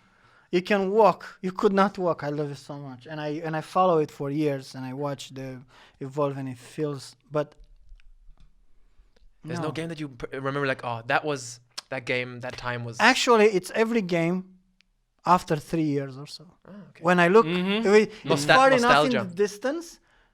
When the bad memories fade. Yeah, you know, Yeah. the pop-ins and everything. Like, man, that was fucking good. I think that was the best project I worked on. It's true. Yeah. It's the same. So what I mean is that all the projects I worked on way back in the day, I thought they had the right balance. But I realized that it's just making games is just painful. It's just too painful. Damn. That's actually kind of fits to the next question here because Birdie, he's on the Discord. What's your advice to get into the industry, and is it possible as a coder to become a high-tier game director? Yes, there are coders. Don't get his hopes up. No, Crush but it's him. true. Firstly, learn how to make pizza. you need a fallback. He's actually plan. a good cook, so yeah. No, rarely, very rarely, the coders become directors, but it happens. I work with one. He's just a man of pure technical brilliance. Do they have a different perspective? That do everything by themselves and nothing is good enough, and he fixes everything. And very quickly he became a director, a gameplay director, but a director nonetheless. And he decides everything. Everything that goes, they ask him, and he makes the systems. He decides what goes in, what goes out. You just need, but the thing that you need is panache. Yeah. You need that. If you can't make yourself likable, nobody's gonna give you a chance. Would you recommend more like play ball, or would you recommend more like be?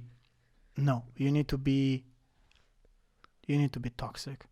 But it doesn't that contradict kind of what we talked about before? No, if you tell your boss that your idea sucks, you're just gonna get fired. When you are but you need to thread the needle.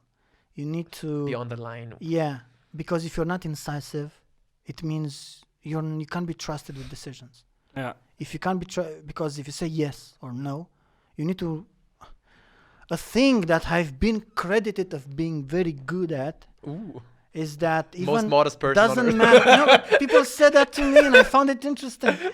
Is that I interact with really powerful people, really rich, filthy rich executives, and I interrupt them and I tell them stuff.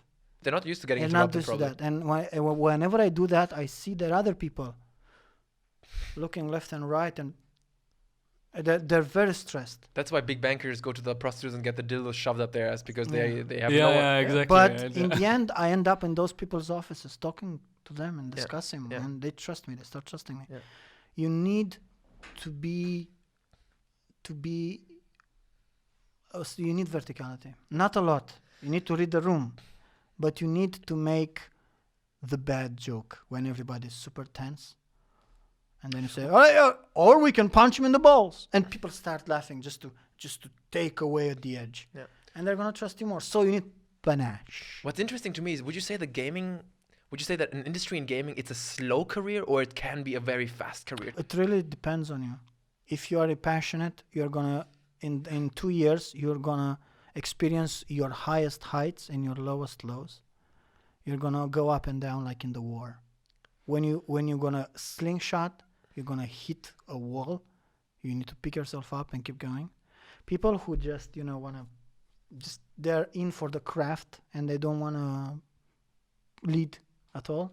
They have a very slow. Yeah, but also like safer, right? Yeah, safer. And I think that not all game developers are like you, because you seem to me like you fucking live this life. Yeah. Yeah, I feel like there are other developers who listen to you and they're like, oh, stop being so dramatic. They just go to work and they... Yeah, a lot of people, even my mother, even every people around me, even my coworkers think I am unhinged a bit. No, but because you live it. This is everything to you. The attention I put into characters and documents and presentations. But you need this as a creative director. You fucking need this. I mean, what kind of ideas are you gonna pitch if you're a fucking... All 9 to 5. Yeah. Most creative directors are lunatics. Oh, you have to be. Yeah, all of them. Some of them are more than me. You and probably I'm like, I need this. No socks. Interesting. No, but it's not about being crazy. It's about being... Because what is crazy? It's not an argument of being unhinged. It's about loving this medium so much that you don't give a shit. You will make sacrifices for it. Yeah. You lower your filter when it comes to this. Because when you're going to say something and you're engaging company in 2 years of doing something that you said, doubt will come. Doubt will come. Doubt is like fucking poison. The first problems that your ideas have, people are gonna... Yeah, look at you and they're gonna say... Everybody in that room, from the tester to the studio manager, had a better idea than what you had. Yeah. But they had to listen to you because you are hired. And they're gonna challenge you. Yeah, okay, you try that. Let's try that. How about trying that? So, how do you dispel doubt?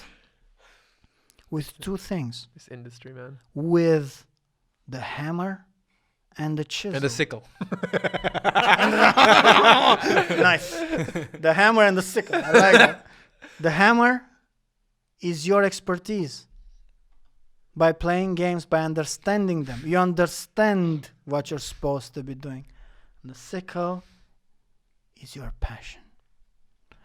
Where you inspire people, you have to inspire them. And if you don't sell your team on your ideas, nobody's gonna put their efforts into it. So you need these two things. Rex asks, hi Andy, hi Mr. Developer. I'm curious to know which game would Cesar suggest anyone to play? Since he's a senior game developer, his point of view may be different from a normal gamer like me. Would love to hear a technical answer. P.S. I'm a video editor, blah, blah, blah. No one gives a shit about you. I'm just kidding. These are my Patreons. What am I doing? Okay. They're like the bankers that a lot of YouTubers do that, and I unsubscribe when they start doing that. Like, what happened to me? And they do jokes, but it's jokes, edgy jokes, but they're like, yeah, but you shouldn't say that. Like you're at the funeral and you leave, so long, sucker. And everybody's like, yeah, we get, but okay. But there's so many more, so let's go. What is the game you have to play? The game that everybody has to play. I would say 100%. I think we did this last time. I think so too. There's only one game, and that game is Barbie Pet Adventure. Hell yeah, my dude. Oh my god, yeah. I remember, man, my experiences with Barbie Pet Adventure. Hello Kitty Island Adventure. The horse riding is better than Shadow of the Colossus. The pink. First, the ruffles on, and it's my favorite. It's my favorite dress-up game. Barbie Pet Adventure It's And it a was game really nobody- innovative. Like the pink that they got, it's like the pinkest pink ever. But did you hear the music? Did you? That's did what you have get. seen That's what you get for asking a in the Patreon sound question. blaster? Yeah. Did you heard the music on a €2 sound blaster? But now I'm trying to remember the answer you gave last year because I It think was you Dark Souls. No, I said the most What's up? important games for me are 3: Mortal Kombat, Tenchu, and Thief. Mm. And There Tomb you go. Raider 4. Oh, then Pedro from Brazil. I think that's him. Pedro, you fucking fuck. As a game developer, you for sure like games, but my dad is an orchestra conductor, musician, Holy and on his free time, he hates playing instruments and hates when people ask him to play instruments. So, do you play games yourself? Well, or work kind of ruined the pleasure of playing. I studied something. Yeah, I think the rest is irrelevant. It's not irrelevant. Keep reading. I studied ZBrush and 3ds Mark for some time and worked a little on the area. So I remember that the time when I wanted to play games the least. Yeah. And why is God of War so much better than Dante's Inferno? Fuck off. That's just a shot at me. Fuck off, bitch. Fuck off. Nice way to put it at the end of the question, man. You would have been immediately. It's typical Clever. Pedro, man. Yeah. If this is the Pedro I think that it is, I think it might be, then that guy... can fuck right off. When we're on the Discord video chat, he fucks his ex-girlfriend live on video chat, bro. Like, oh, sorry, not ex-girlfriend. I'm putting him on blast right now. Wife. So that's why I don't come on Discord. Okay. Yo, we have people with guns and shit, man. We're on the FBI watch list, probably. But I mean, that question kind of answered itself, right? I mean, of course, you still play video games. You're more passionate about it than anyone I know. And I would say 2 things. I'm growing old, and as such, I start to gravitate towards the games I feel more nostalgic toward. I do that. Nostalgia sells. I try not to. Now I'm playing WoW Classic. No, Bro. No, please. Hell yeah. Why I are can't you- stop playing. Bro, it. WoW Why? Classic. I can't stop playing. Shittiest game design I've ever seen, but No, it's just no. nostalgia. It's beautiful. It's not nostalgia. It It's a game is. you play where you take decisions. Every decision you take, and everything boils down to patience. It's micro patience. Do I go in? Do I go out? Do I empty my bags? Do I buy this skill? I don't. What do I do in quest? Shit, I'm in a dungeon. Yeah, and I'm gonna but I die. had one guy, like, when WoW Classic came out, my Discord server, everyone bought it, we all played it, and the guys who didn't play it back then, they were like, what is this shit? I have to collect 10 bags for every quest? It's They're a like, lot this of is boring. decision. It's time management. It's resource management. It's everything. It's positioning. It's fuck. Anyway, sorry. Now, because I'm in the industry and I see the matrix, I hate everything. And I hate them with a passion. And the hate comes from my inability to immerse myself in game anymore. Like when I was younger. Yeah. When I used to write the thief quotes, the essence of balance is detachment. To grow fond and speedful is to lose one's balance, after which no action can be trusted. I used to love this shit. Now I'm like, Judgmental, like taking it apart. so this is my first reaction to everything. God of War. Oh man, what the fuck? And that pebble in my shoe ruins my experience, which doesn't make any sense. Because of that, I take steps back. I'm like, bad. Bad, too. No. Just get drunk before you play. No, I don't, because I get drunk. I'm not. So I look at the games and I use my professionalism to sift the good shit from the bad shit. And I do this pile of good shit, this pile of stuff I don't like, but I know it's good, and the stuff that is like, eh. And I judge the games like this. But in the last 6 years, I never loved the game. Even in Last Guardian, I was watching anime graphs with the blending anime to understand how it works. It's a curse. It's a fucking curse. So that's why With when any people craft. talk about games, I'm like, yeah, but okay. Yeah, it's rough. I think that's the thing with any craft. Once you're Yeah. in it, I For think example- his analogy with the musician is actually pretty good. Sophia hates going to the restaurant ever since she worked as a waiter because she sees the kitchen. She's like, you don't want to know what's coming out of that kitchen sometimes. Once but- you see the work, you're like, bro, restaurants. Luckily, she doesn't have to work anymore like I do. Yeah. I have to, but I still love games. Yeah. I still love them. Crazy. Maybe because I believe. I don't know. For me, games were my how do you call the when you're drowning and they throw you the lifeline thing. Games or the lifeline that saved me from misery of theater and Because you music. studied theater, yeah? Yeah. You studied acting. It just saved me. I was in a very low point, and I found it's like finding out a treasure beyond belief. It's like the gift that never keeps on giving. Yeah. Like when I discovered masturbation. It's like, there's no way that this is okay. 60 years later, oh my God, this is amazing. Yeah. But no, it's like the discover a thing that never ends and evolves, and I fucking love it. Yeah, so MCYC Productions, I see this guy sometimes, he's working on his own little indie game. He says, I would like to become an indie dev with my friends. I'm currently in an apprenticeship who tries to be able to make a living off it. What would I need to present and have done already in order to get funded by a publisher? So firstly, if your game is gameplay driven with no narrative that doesn't hinging on thematics, then 100% you should go with the demo. Demo. Oh. If it's about art and fantasy, you should produce a video. You should produce a video with fake gameplay to sell the fantasy, the sound, the music, and the gameplay, even if you don't make the gameplay systemic, because that's what takes 6 years. Just, make a fake animation, keep going, and sell the fantasy. Make it 2 minutes long, 3 minutes tops, make it nice, make it cute, and you'll get maybe. But you'll be exploited in ways you will not believe.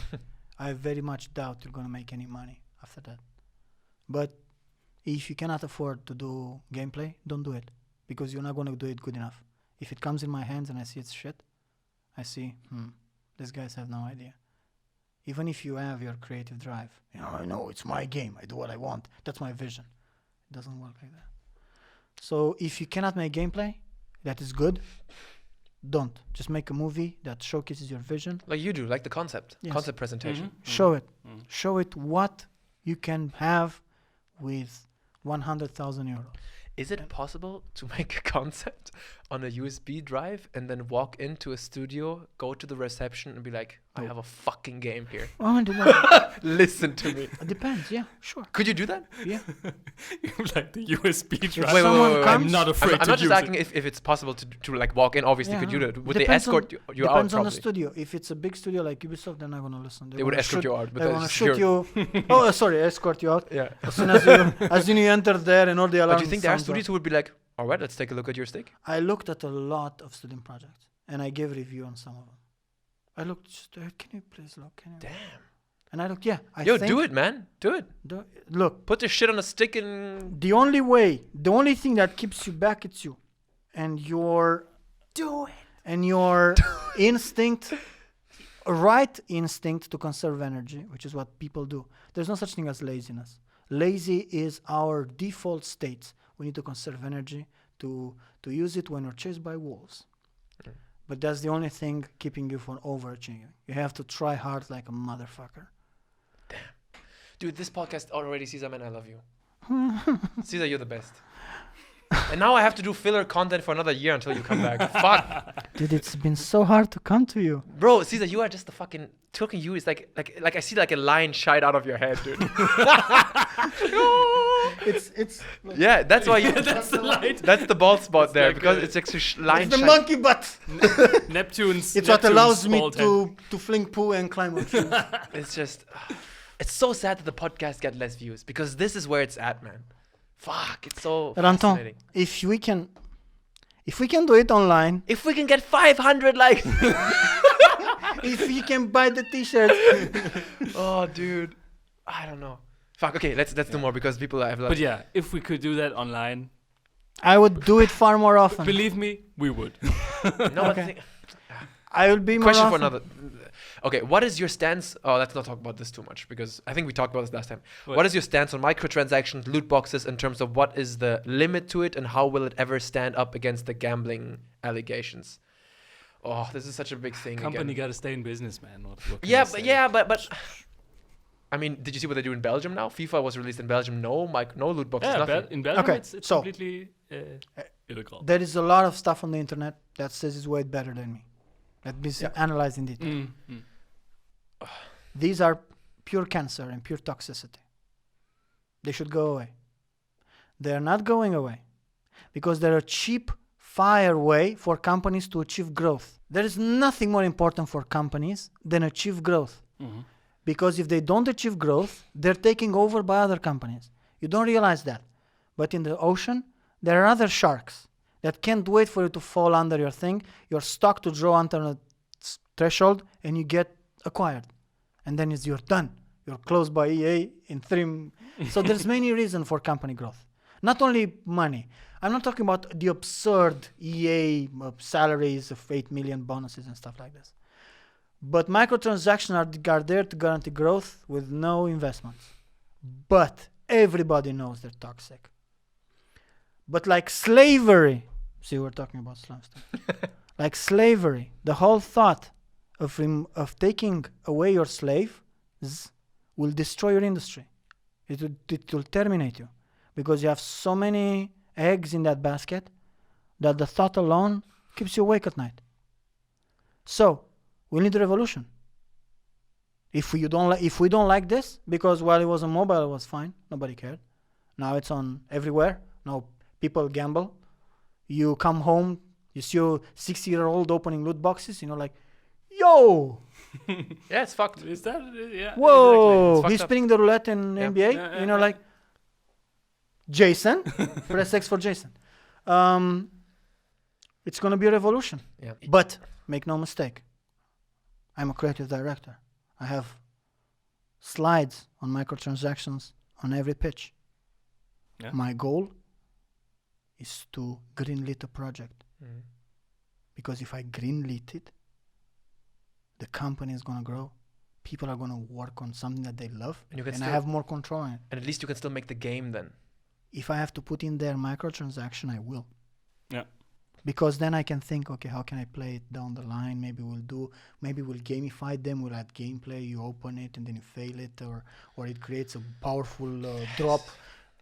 We have more control. It's fucking sad though. But between that and not doing the project that you prepared for 3 or 4 years, I don't know, brother. So it's up to you. It's all rests in your hands. If you stop buying loot boxes, there's not going to be any loot box.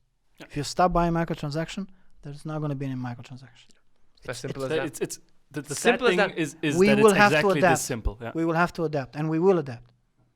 What we don't want is people upset at us. Like literally. Nobody wants that. Not even Owen Wilson. Nobody wants consumers that are upset. Nobody. It's just not good. But you have to. You have to get that growth. If you don't, Breakpoint.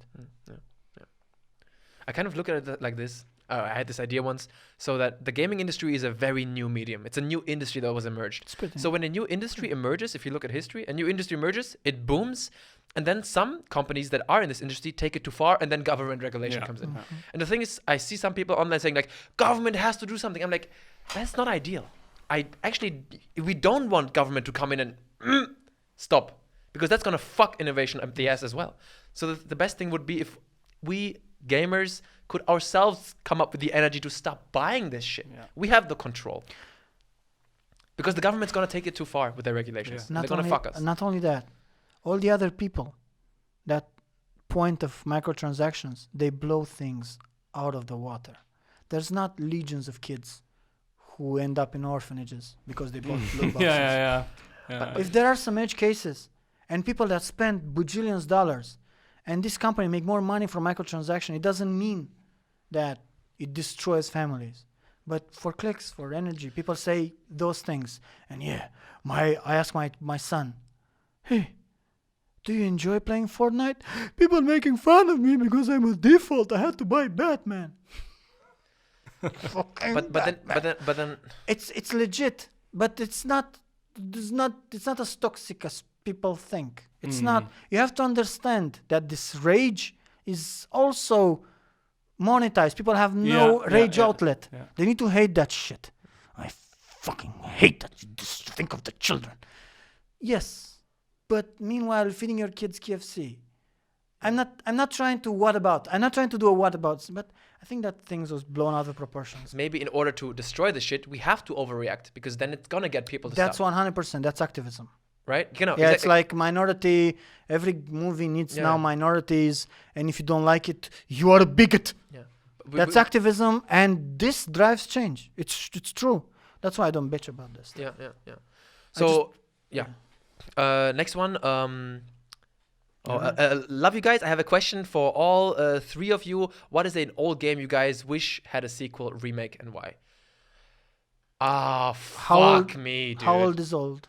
You know, Any game. after a while, certain games cannot be modernized because they're based on design paradigms that are no longer, they're obsolete, and if you change them, you fucked up the game. I can never think of the good answer on the spot, man. I mean, Banjo-Kazooie, I would just like to have a remaster. Yeah, that's the first thing I thought of as well. I just want a remaster of that game, which is definitely coming on Switch sooner or later. I know a few. I want Legacy of Kain. Soul River. I never played that. It was a PS2 game, no? Jesus fuck. PS1. And with so good. The question, does he mean like just graphically? No, any game that you want to have to sequel. A remake. Yeah. Oh yeah, then that is my answer. I want a Banjo-Kazooie full remake. Do you think I played Banjo-Kazooie? mascot platforms are still relevant? Yeah, I played Banjo-Kazooie. I played Yooka-Laylee. That came out. Yeah. People hated on that. I fucking loved it. I don't know. Maybe nostalgia. Yeah, maybe. I want. I don't know if the game is called this in the US, but here it was called Lilith Wars. I know it. Remember it? For Nintendo 64? It was a Star Fox. I think it's called just Star Fox something in America. But here it was called Lilith Wars. Oh yeah. I've never played a... But they did that on Switch. Plain something. They did that on Switch. Yeah? It was a bomb. It was a massive it's bomb. like the same game, right? Designed by Platinum, I think. I'm not sure. It bombed. I don't think it's a remake. I think it's... No, it's really... And they added new gameplay. You turn your ship in a chicken on the ground and you go up and you go up and down. You still Star Fox. You know what I just thought of? I would love to have a new Advance Wars. Oh, yeah. Oh, man. Yeah. Advance Wars. But there's really nothing to remake there, I think. I think Advance Wars is completely fine. Okay, next one. Hey, Cesar, love ya. What do you love the most about your daily job? Is there something you look forward to every day when you get up? Baguette avec fromage. It's so hard not to troll. It's so hard not to give stupid answers.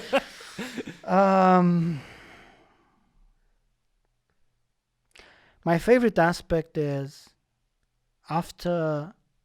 it's the hour between 11 and 12 when I'm done with the crisis in the morning and I can finally go on the toilet and cry.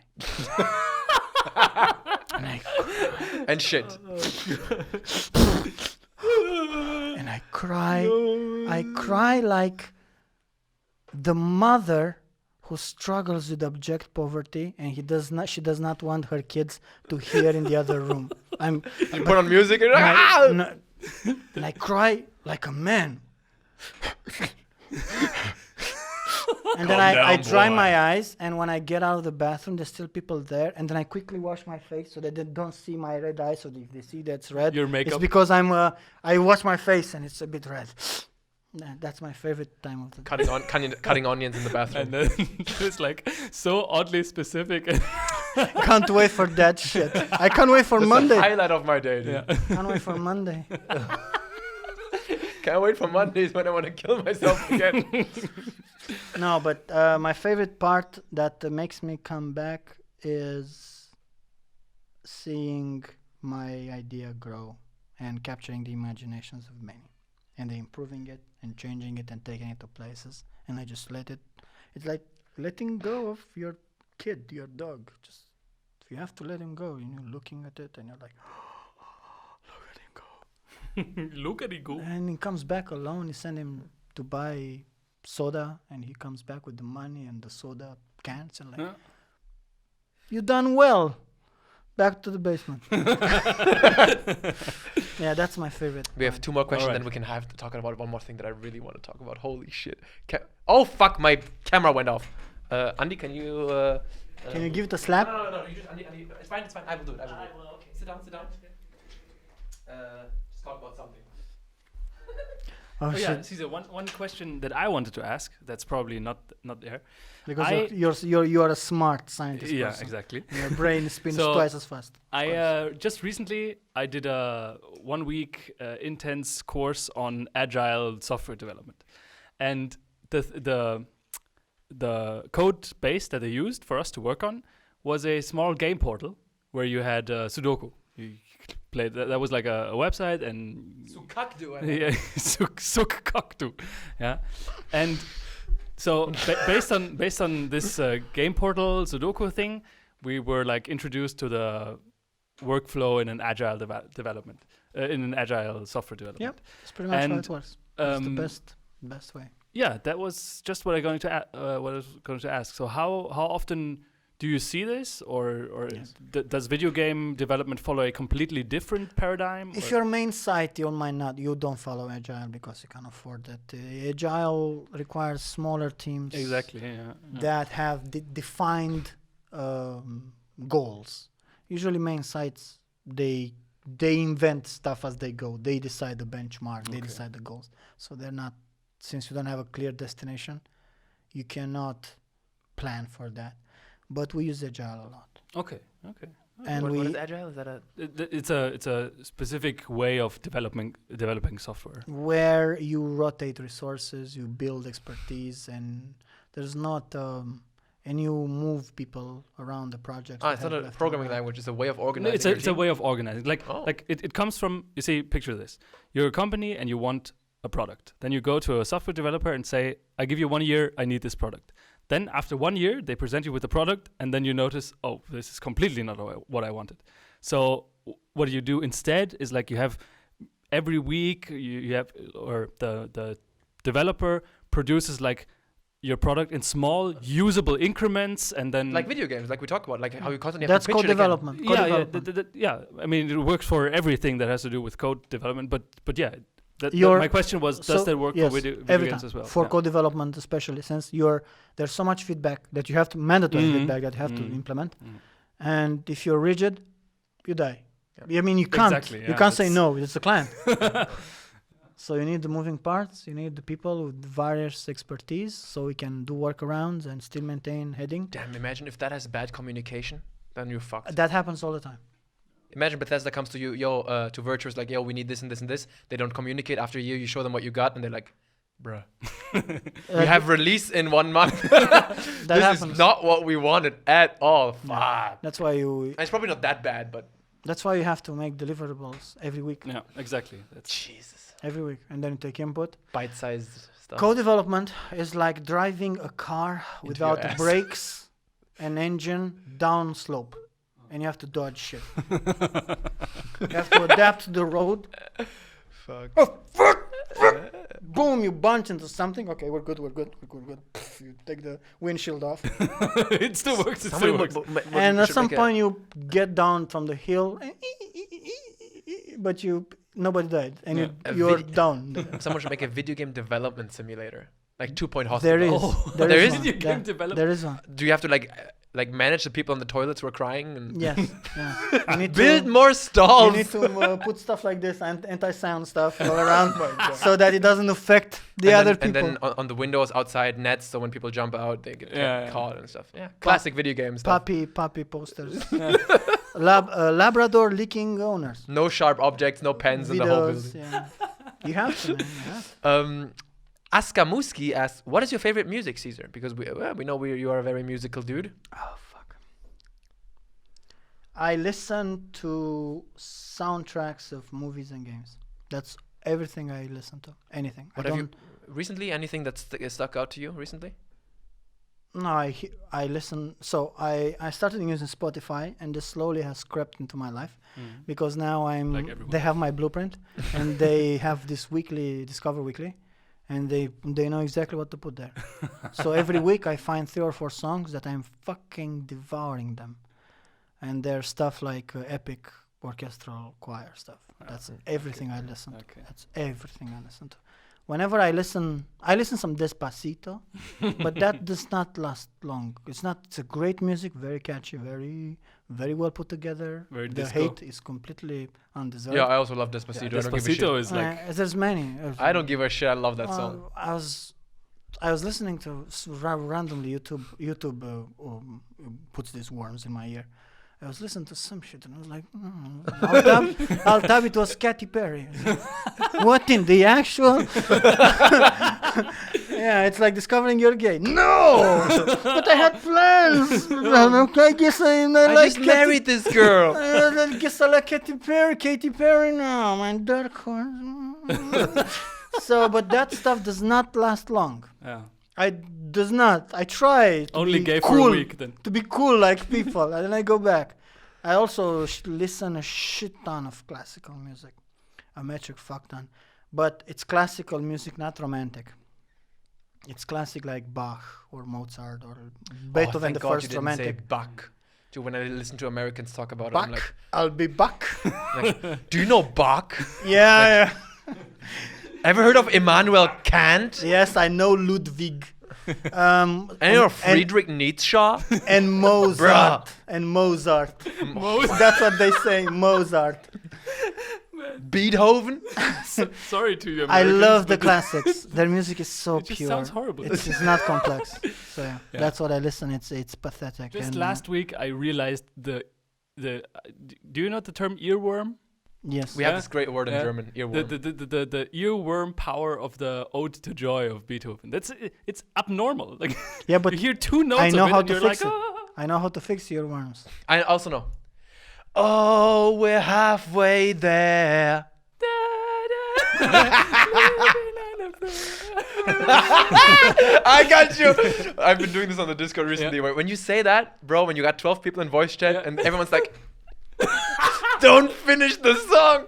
No, I think somebody. Oh my god. That's it. That's all you have to Yeah. say. Yeah. That's actually all you need. Yeah.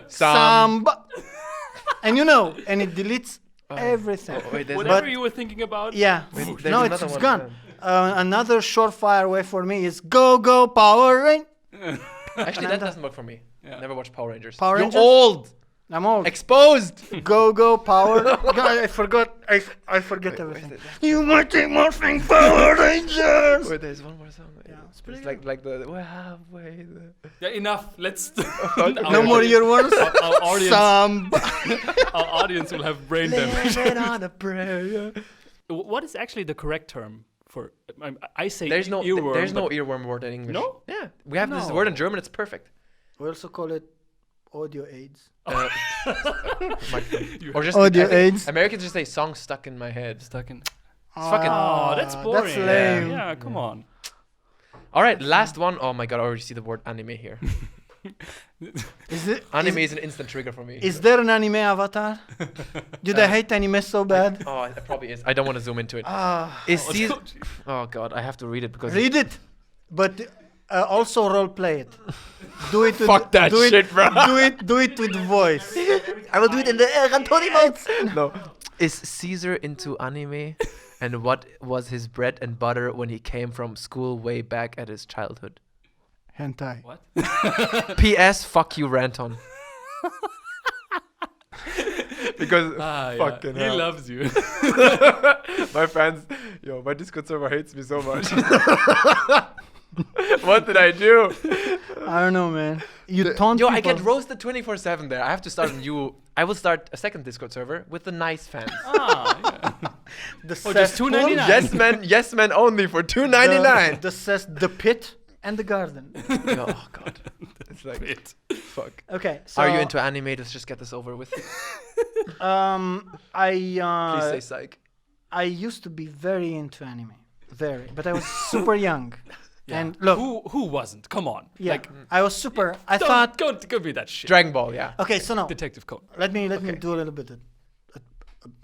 I was in music. There were no animes. I mean, I watched some stuff on some foreign channel, but nothing big. And then I worked with a cultural center doing shows and directing their choir, which was Japanese. Okay. The cultural center had an old man, the wise old man, a guru called Nagashima-san. Nagashima-san is a black belt, triple dan judo lord at 95-year-old age. Yeah. And he introduced me to Japan. He introduced me in the culture. Showed you hentai. He showed me the pixelated art. Pixelated art. He showed me Ghibli stuff, some of the old black and white Toho movies on a projector. Back in the day when we had to show stuff on projectors, you kids were not born. And he would translate them from Japanese in English. Damn. And that, I was 18, 19. That shit blew my mind in all directions. I could not believe how intricate and sophisticated it was. And he showed me, the first anime he showed me was Kiki Delivery Service. I saw that, yeah. And it destroyed me mentally. It was so good. The stories there were too real. Now you're so blasé, everybody with your all sorts of anime styles. Yeah. Isn't it kind of interesting though how still to this day Western cartoons are still not? No, yeah, we haven't got there. They were miles. No. He showed me Akira, and I used to walk the streets, the corridors of the university, and looking at people like I was touched by Lovecraftian old gods. But do you know about Akira? Do you know? I still haven't seen that. Do you know? And you were like paying attention. Neo if their- Tokyo! If their skin is suddenly turning into a machine. The stories, the fantasy, and he showed me Nausicaa. Nausicaa destroyed me. There was nothing like that in terms of music, character, everything. Sword Art Online. Fuck off. So I became a crazy otaku, but for the OG shit, like for real OG shit. And then I started growing out, and anime came to television and Sailor Moon and all that stuff, and I enjoyed it. Yay, more anime! But I was like drinking fountain Coke. The sounds tastes a bit like detergent. You know, this normal Coke and fountain Coke. I've never heard of fountain Coke. I was the one that you get to that. It's not that you don't make it in bottles. I don't know how you call it. Yeah. It's the taste is just detergent, and it's still Coke, but not really. And you can see the problems. They have some heights. They have some good shit that they do, and I enjoyed it from what they are. But there is also so much garbage in the same show. Yeah. They don't hit all the high points, most of the high points, like the stuff that Nagashima-san presented me. And then I started hating anime. I hated it because people loved it more, and I found it to be bad. And I felt I was like a bear in a corner with spears and dogs. Enjoy it. So I started hating it. And now, some 3 years ago, I became completely alien to modern culture by not recognizing JoJo references and shit. Yeah. So I was telling someone about the project that I was working on, and man, that's exactly like that anime. Yeah, it's a word for word, lol. Did you give it slap? How is it called? Of course, I Hadouken him with my elbow. Yeah. Sure, you can. I watched it, and it was like that. I was like, fuck. And then I realized I became what I hate: game directors that don't play games. I'm a game director that does not know anime. And that's relevant now. So I started watching Evangelion. I started watching everything that was super popular and mainstream. My favorite anime, my favorite one, the best one I've seen, anime, not movie. Anime, series. It has to be Cowboy Bebop. It's the best one. It's the best. Fair enough. Good choice. I approve. I mean, there's other very good anime. Samurai Champloo comes to mind. Basilisk was one of my favorites. But Cowboy Bebop, for all their lows, their height are really high. And at the end, Don't spoil. it's just good. They know. That guy was good. And you know that it was done just to sell toys. And the guy said, fuck this shit. And he made his old World War II like ships, and everything was depressed and funny. And the company said, okay, you're fired. And they took the money, and some other people, I kind of like what this guy did. Can you make 2 more episodes? And each episode was so expensive because you had them tying their shoelaces and shit. The animation I detail, remember, yeah. it's crazy. It's not fun. The work that they put. And when Japan was not popular at all. But in the West, it exploded in ways like Demon Souls. Dark Souls. No, in Japan, and then it exploded in Japan as well. So Cowboy Bebop is my favorite anime. Okay, we went through all the questions. I have one more game that I really want to hear your thoughts on, where I'm scared to review this because there's only one result that I could... I cannot give this game anything less than a 10 if I don't want a shitstorm to jizz on my head. And that is by the man who gets his dick sucked about 500,000 times a day, Mr. Kojima, Death Stranding. Yeah. So the reviews are in. I haven't read any reviews because I don't do that before I review my game. But I've skimmed over the scores, and I think we can all agree this is not a universally acclaimed game. This is having some very mixed results. IGN gave it a 6.8. I saw some 10s, saw some 8s. It's kind of from good upwards. Why do you think that's the case? I have no idea. Come on, make an effort. Why do you think that's the case? I just don't know what the fuck this game is. But I'm worried. What I've seen a lot now is the word walking simulator. And when I hear that, my interest drops in the minus degrees. Drops to 0%. And these I already know the comment section before it's there. If I not like this game, every second comment is gonna be, bro, you just didn't get it. Oh, come on, man. You just didn't get it. Yeah, but you shouldn't care about that. Yeah, but it's like Kojima, this guy gets his nuts into so many mouths every day. And it's like, bro, if I'm not gonna enjoy your game, I'm not gonna give it a good rating. But he is one of the great ones, but the great ones had duds. Yeah, it's process. But the thing is, it doesn't. Not all their ideas are. People good. don't understand. If I don't like the game, this is my reviews. That's the point of my reviews. It doesn't cheapen your enjoyment of the game. You know, you can still like it. Who gives a fuck? I'm just the guy who fucking talks about games in my videos. Come on, stop being so scared. You haven't even reviewed it yet. Maybe it will turn out. There are games when, in retrospective, I've given ratings that were too high because I am a little bit afraid. Like giving Borderlands a 6 in retrospect, I should have gone lower. Yeah.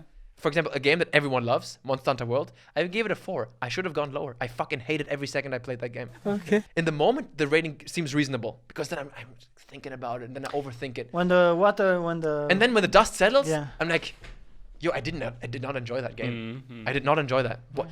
Only once I thought about it too much did I find enjoyment. But my experience, bro, Borderlands, this was a nightmare. This game was boring as fuck. If I'm gonna walk around in this world all the time, like for me, for example, a game that I never really played that much was Metal Gear Solid 3, but I still would count this game as one of the masterpieces and milestones of video game development. Like this game, I played through it maybe once on a simulator, but this game is like everything about it is like, man, I get Kojima. This guy, he has a vision. And even if I won't enjoy Death Stranding, I respect this motherfucker for his vision. So you nailed it. You nailed it. That's all there is. He has an idea. Yeah. And he makes it. And it could be the worst thing you ever imagined, or you could you could relate to it. Also, the thing is, I don't review a game until I've seen the credits. And if this is going to be a 70-hour thing, No. I'm not going to do it. It's a 35 hour. It's not long. It's not long. It's not long. Well, not for Kojima standards. Come on, skip the cutscenes, man. No, but there are not that many cutscenes apparently. But dude, just walking. If I have to punch a single tree in this game, I'm done. Like this is why if I have survival games for me, I don't play this shit. Look, this is something I talked to Andy, and I believe you should play it because games that are like this are extremely rare. You mean visions that are from beginning to end executed by like one person? Yes. So just like Ico, Shadow of the Colossus, Last Guardian, you cannot classify these games because they're weird. They're outside genres and tropes. If Kojima says, working, being a FedEx guy, that's all the game, and that's all you need, then you should listen to him and see if you agree with him or not. This is the weird kind of, you said this before, like walking on, finding the fine line is like, if I say I don't enjoy this, if I personally play it, that's fine. yeah, exactly. If I'm playing it and like I am not having fun, my rating is going to reflect that. But that simultaneously does not mean that this game is not kind of interesting or this is a vision, and I respect him for executing that vision. Even though, I mean, you know my reviews, I don't censor myself. Nice style you have there with the cap. the grammar. Take me seriously, goddamn. Really gets your opinion across. Listen to me. I am a professional reviewer. The Chernobyl babushka.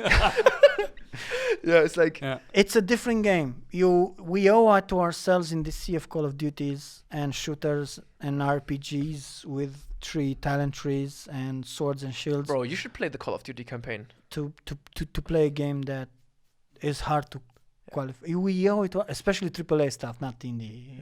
Okay. Isn't that why you're a reviewer? I mean, Yeah, come on. Like, but for example, 90% of your fans respect you because you shit on Monster Hunter World. And, like, these I don't 10% that comment, like, fuck those. yeah, I guess it's not even 10% that comment actually.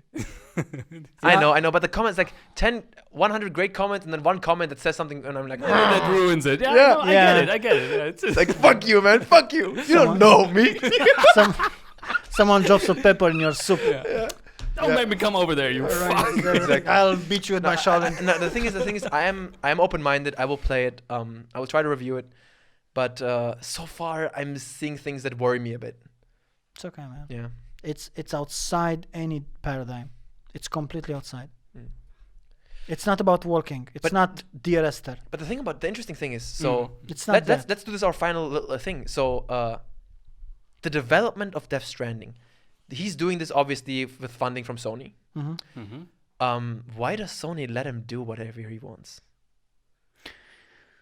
Because they trust him. Why? Because his name will guarantee sales. But the question then is, why didn't Konami do that? Because Konami lost too much money with the game With the division. PT, right? Yeah. No, no. PT was fine. All the game divisions, they have like 10% earnings for Oh. all, and the money sunk was incredible. Compare the revenues from that from Meanwhile- the pachinko Oh, machine. I see. Make pachinko, get 80%. Yeah, revenue, exactly. Right, yeah. Cost minimal. Yeah. Why? Why? But honestly, with the whole Konami thing, I feel like it's easy. You have an individual developer and a big faceless company. Everyone's gonna shit on the company. But the fact is, and everyone knows this, we don't know what the fuck happened behind the scenes. We know nothing. Well, Kojima hated working on Metal Gear. How do you know Exactly, that? How do you know yeah. that? Since Metal Gear 3 should have been his last Metal How do Gear. you know that? He said it many times. And it's his death threats. Then What? he wanted out, completely out. He hated. He wanted the third one to be the last one. And then Metal Gear Special Ops came on.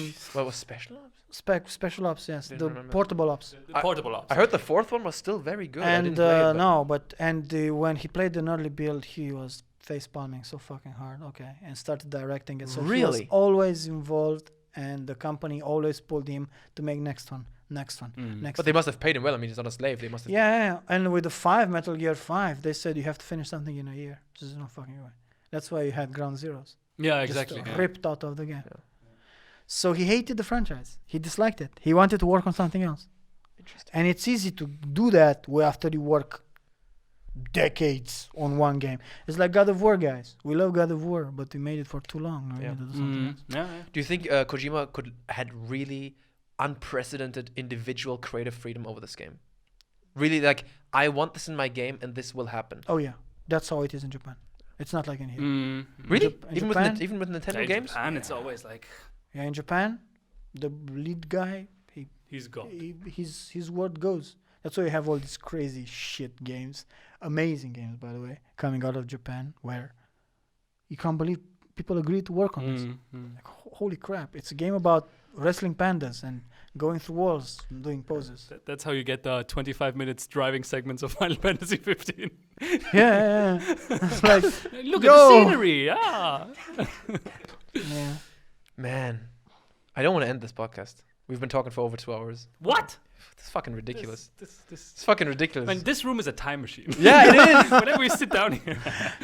Yeah, who knows when right outside. Yeah. we're gonna get together again. Oh, Man. One more thing about anime. I just Oh. didn't have the opportunity to say it there. Like Anton, he plays this character here, right? But when we were young and going back and forth from China to here, there was nothing but anime in China. We watched it and we fucking enjoyed it. Yeah, but we didn't look at it Yeah? as this is anime. Yeah. That doesn't matter. Doesn't matter. Stop rationalizing. That's what you're doing. You're rationalizing.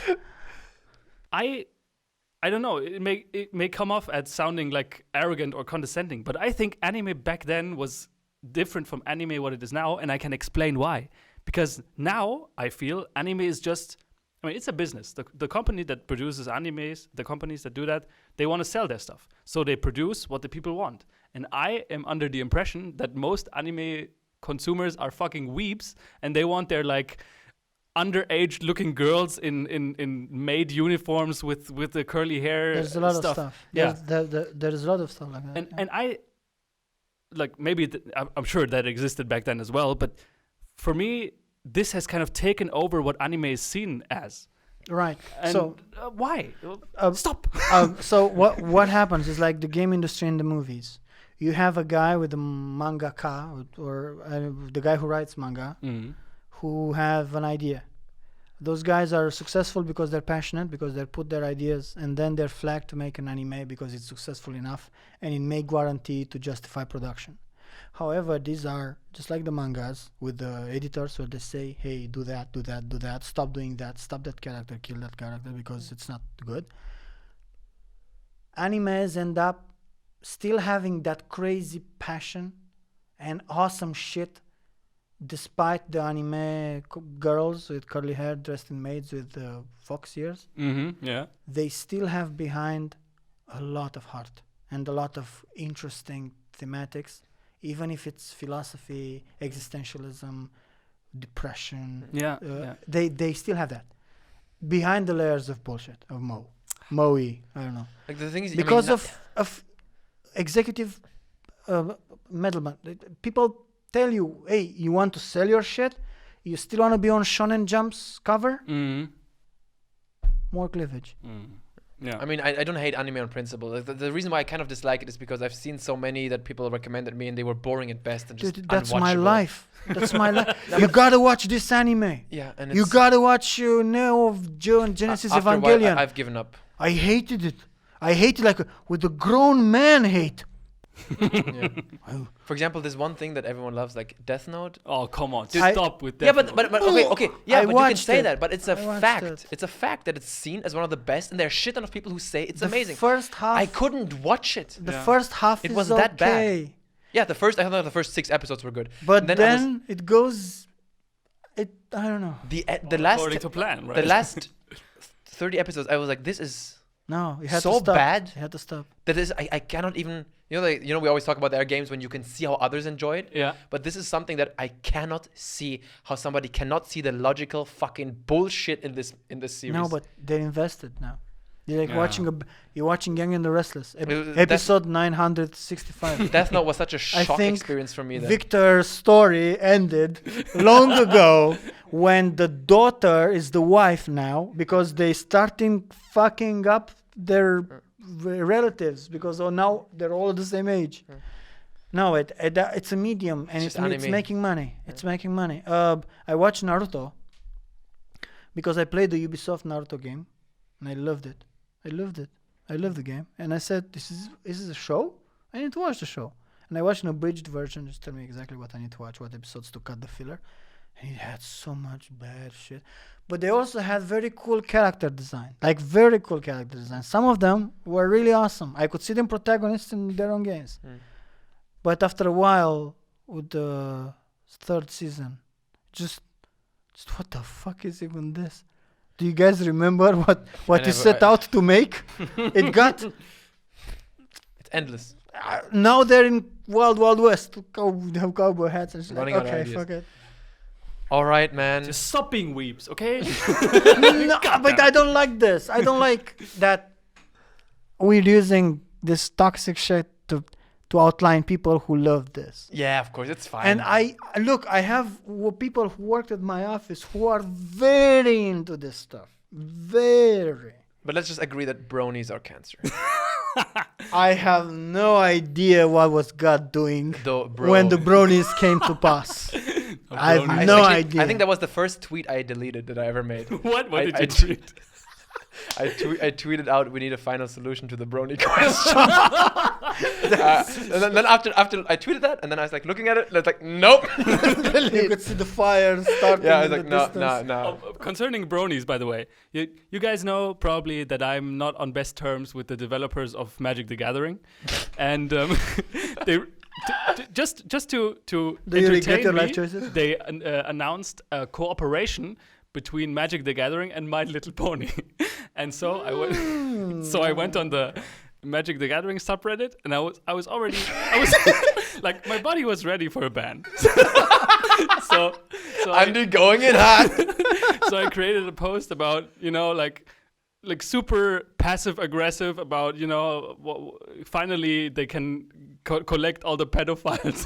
All I'm saying is that there is a very suspicious overlay between lolicon lovers and brony people. There is a definite pedophilic undertone there, and it's just no. Yeah, I think it's like the only thing that's not allowed on my the Discord. waifu culture in husbando, why not? In combination with the predilection of having underage protagonists in Japan, because in Japan, it's creepy. If you're 16, you're old, you're ready to die. You're 16. Of course. That created some monsters. Yeah, I don't understand its attraction to this shit.